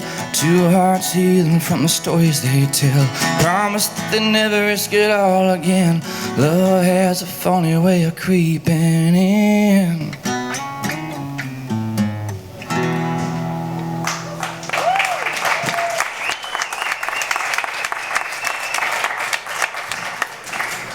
Man, I almost feel a little embarrassed. I just didn't recognize you. This is freaking Drew Moreland, man. Like, this guy's in the right circles. This dude's like a Texas music I don't know how to legend. talk about myself very well, but thank you. Yeah, I mean, yeah, man. So for those uninitiated, tell us a little bit about yourself. Well, I wrote an album back in 2018, and I recorded it in a single-wide studio, and it went like really well for me. And then I've done more recording projects and better stuff as far as I've known. Toured with several bands across the country, and just, again, don't know how to talk about myself or self-promote, so I think it probably would have went better if I was like more charismatic or something, but I really just, I like writing songs.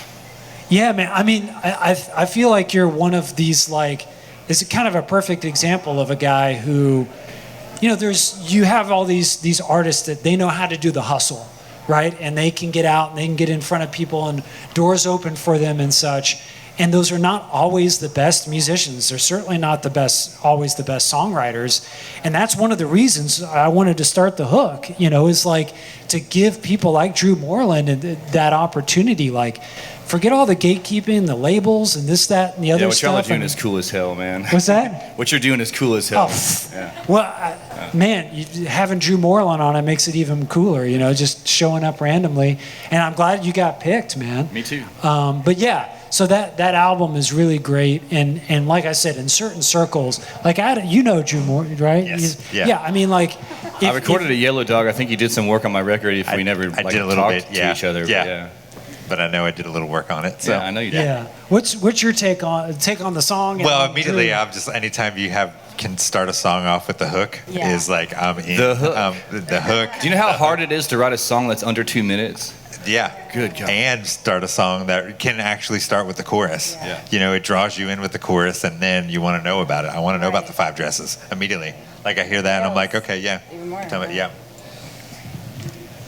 Give me. Oh, yeah, I loved it. Was it the goal for it to be 2 minutes? No. Okay, because I hate that. I mean, I just hate that we have this thing about the time. I think a song should be, the length a song should be. I just wanted to hear more of it. I wanted to hear a second verse before the payoff. There's not even a verse in that. I think that was a bridge. Oh. It's like a chorus, bridge, chorus. It starts on the 2 and everything. Wow. Yeah. Yeah. I don't know. I was really feeling it. Well, that just means people have to listen to it again. Yep. Yeah, man. Dude, Drew Moreland, feel free. Where do you live these days? I live in Canyon Lake right now. Okay, so that's not too far. Not at all. Not on a Sunday, especially. There's no traffic or nothing. Yeah, man. Well, I hope that you come again. I'm sure that I will. We'll have you up for sure, man. Thank you. Yeah, give it up to Drew Moreland. Thanks for So coming. glad you broke your songwriting drought.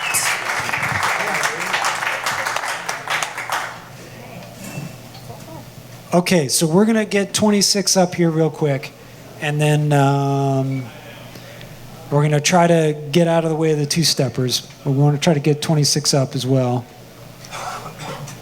All right, 26. What's your name, sir? My name's Zach Fernandez. Excuse me, can you say that again? Sorry, Zach Fernandez. Zach Fernandez. Yes. All right, and what's the song you're gonna play for us? The song's called Way Down. Way Down. Okay. Take it away.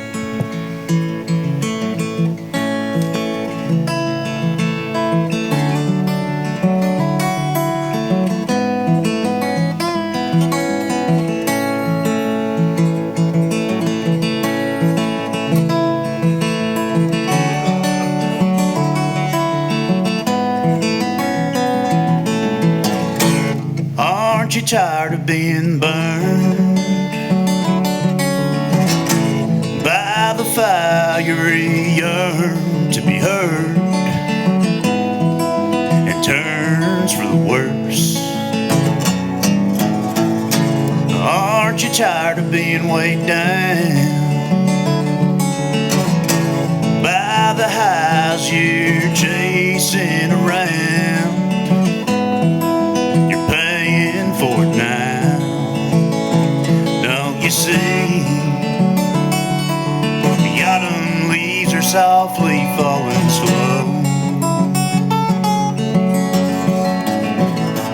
Oh, believe there's an ease in letting go.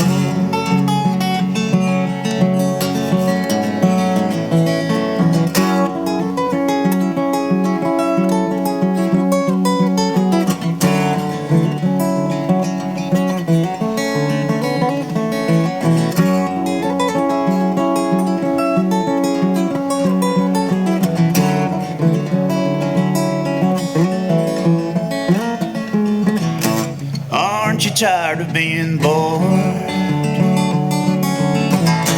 Never dipping in, just live it on the shore. Don't you wanna get up and soar?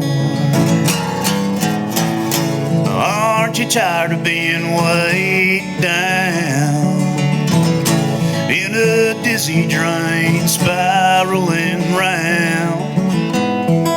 When things are going south, don't you see? The autumn leaves are softly falling slow. Oh, believe there's an ease in letting go. Don't you see? The autumn leaves are softly falling slow. Oh, believe there's an ease in letting go.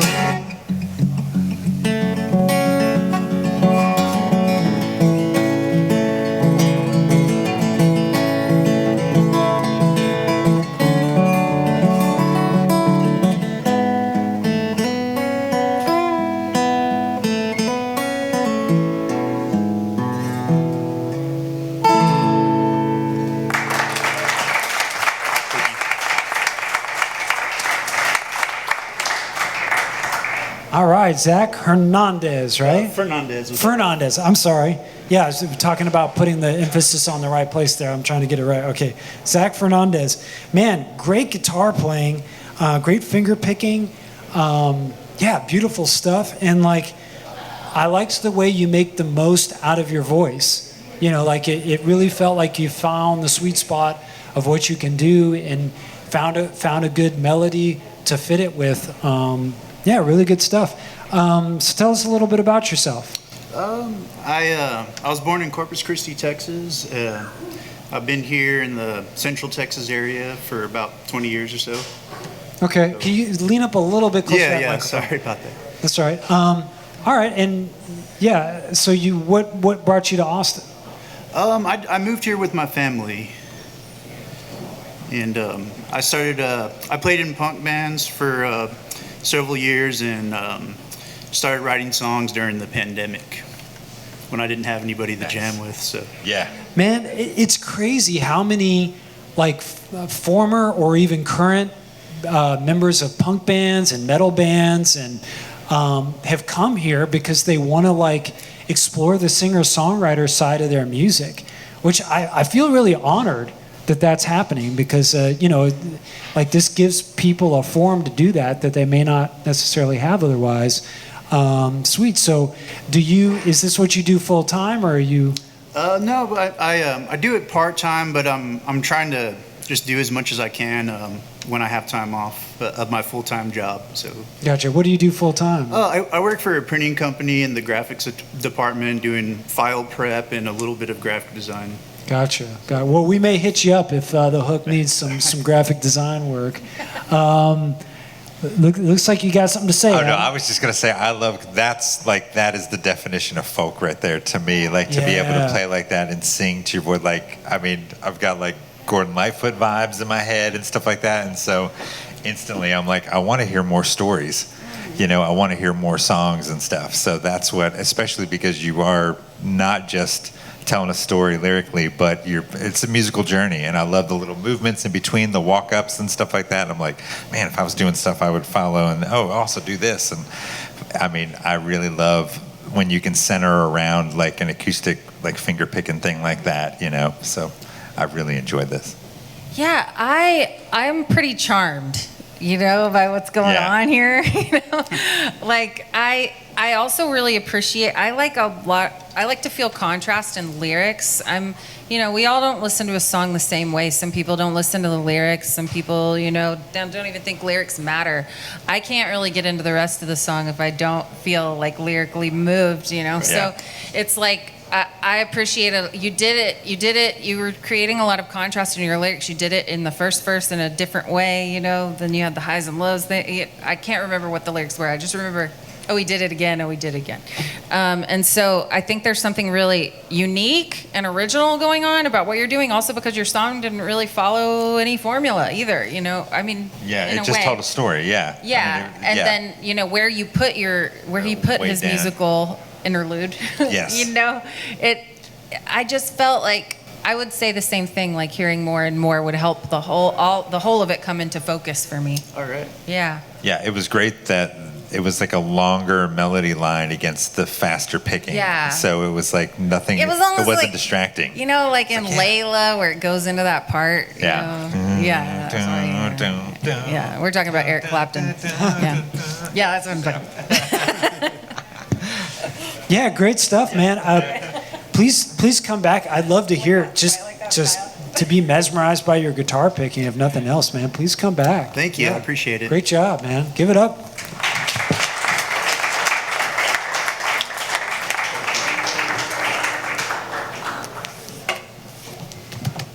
All right, so no more judging. No more judging. But we do have another performer. We got a gold patch winner. I'm going to introduce them. This guy, Thomas Pritchett. He's a.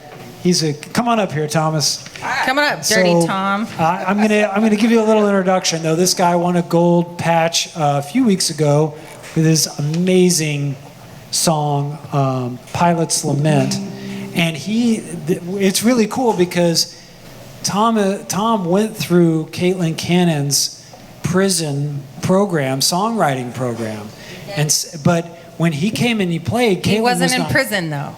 No, he was not in prison. He's kind of become like a teacher, right? Yeah. To if you want to teach the program, you have to do a training in which you take the program, and so and he did it.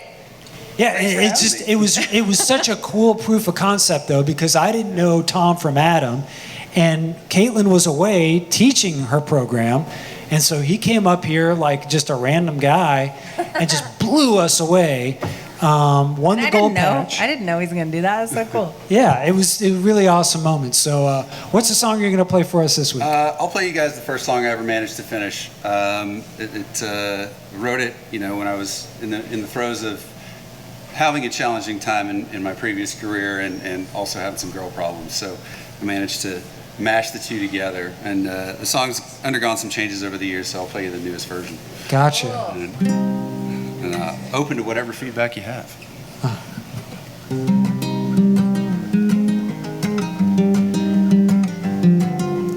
Mayday, emergency is screaming.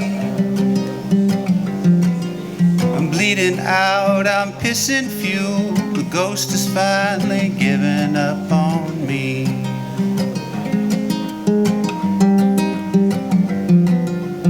Over the airwaves, the haunting will continue. Your wings are strong, your song is on. Emergency, God loves you more than me.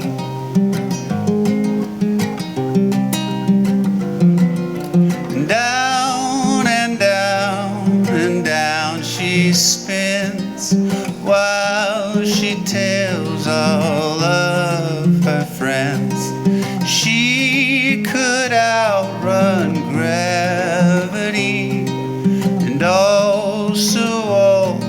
sins.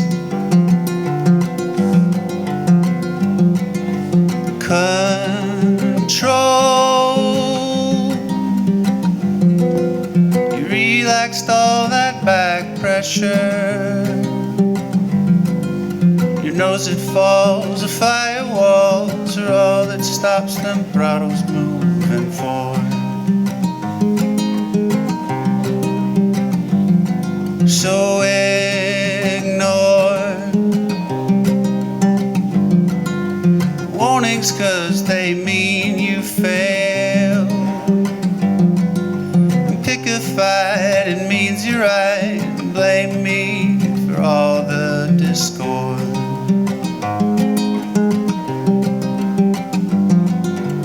Down and down and down we'll spin while you tell all of our friends we could outrun gravity if I would make amends. One wing on and one wing off, we build these planes for cheap. We fly them straight into the ground, pray our souls to keep. Midnight in the boneyard ain't the place to cry or weep. Just pick a point and let the gremlins dance you to sleep.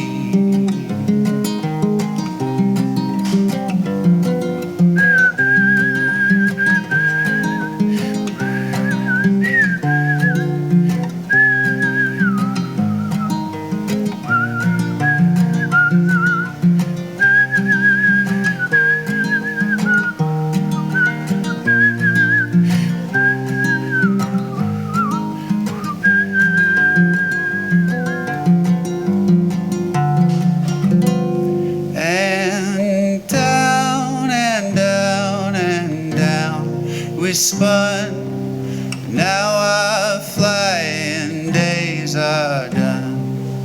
We swore that we'd beat gravity, gravity in one Mayday.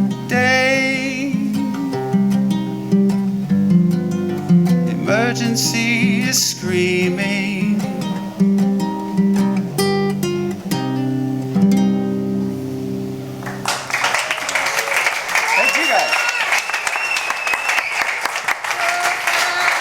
Thomas Pritchett, ladies and gentlemen. So we're out of time. Thanks so much for coming by. Thanks to everybody. Thanks to everybody at Sagebrush, Chase and Wayne, Dennis O'Donnell, Marshall McCone, who I think I saw out in the crowd there.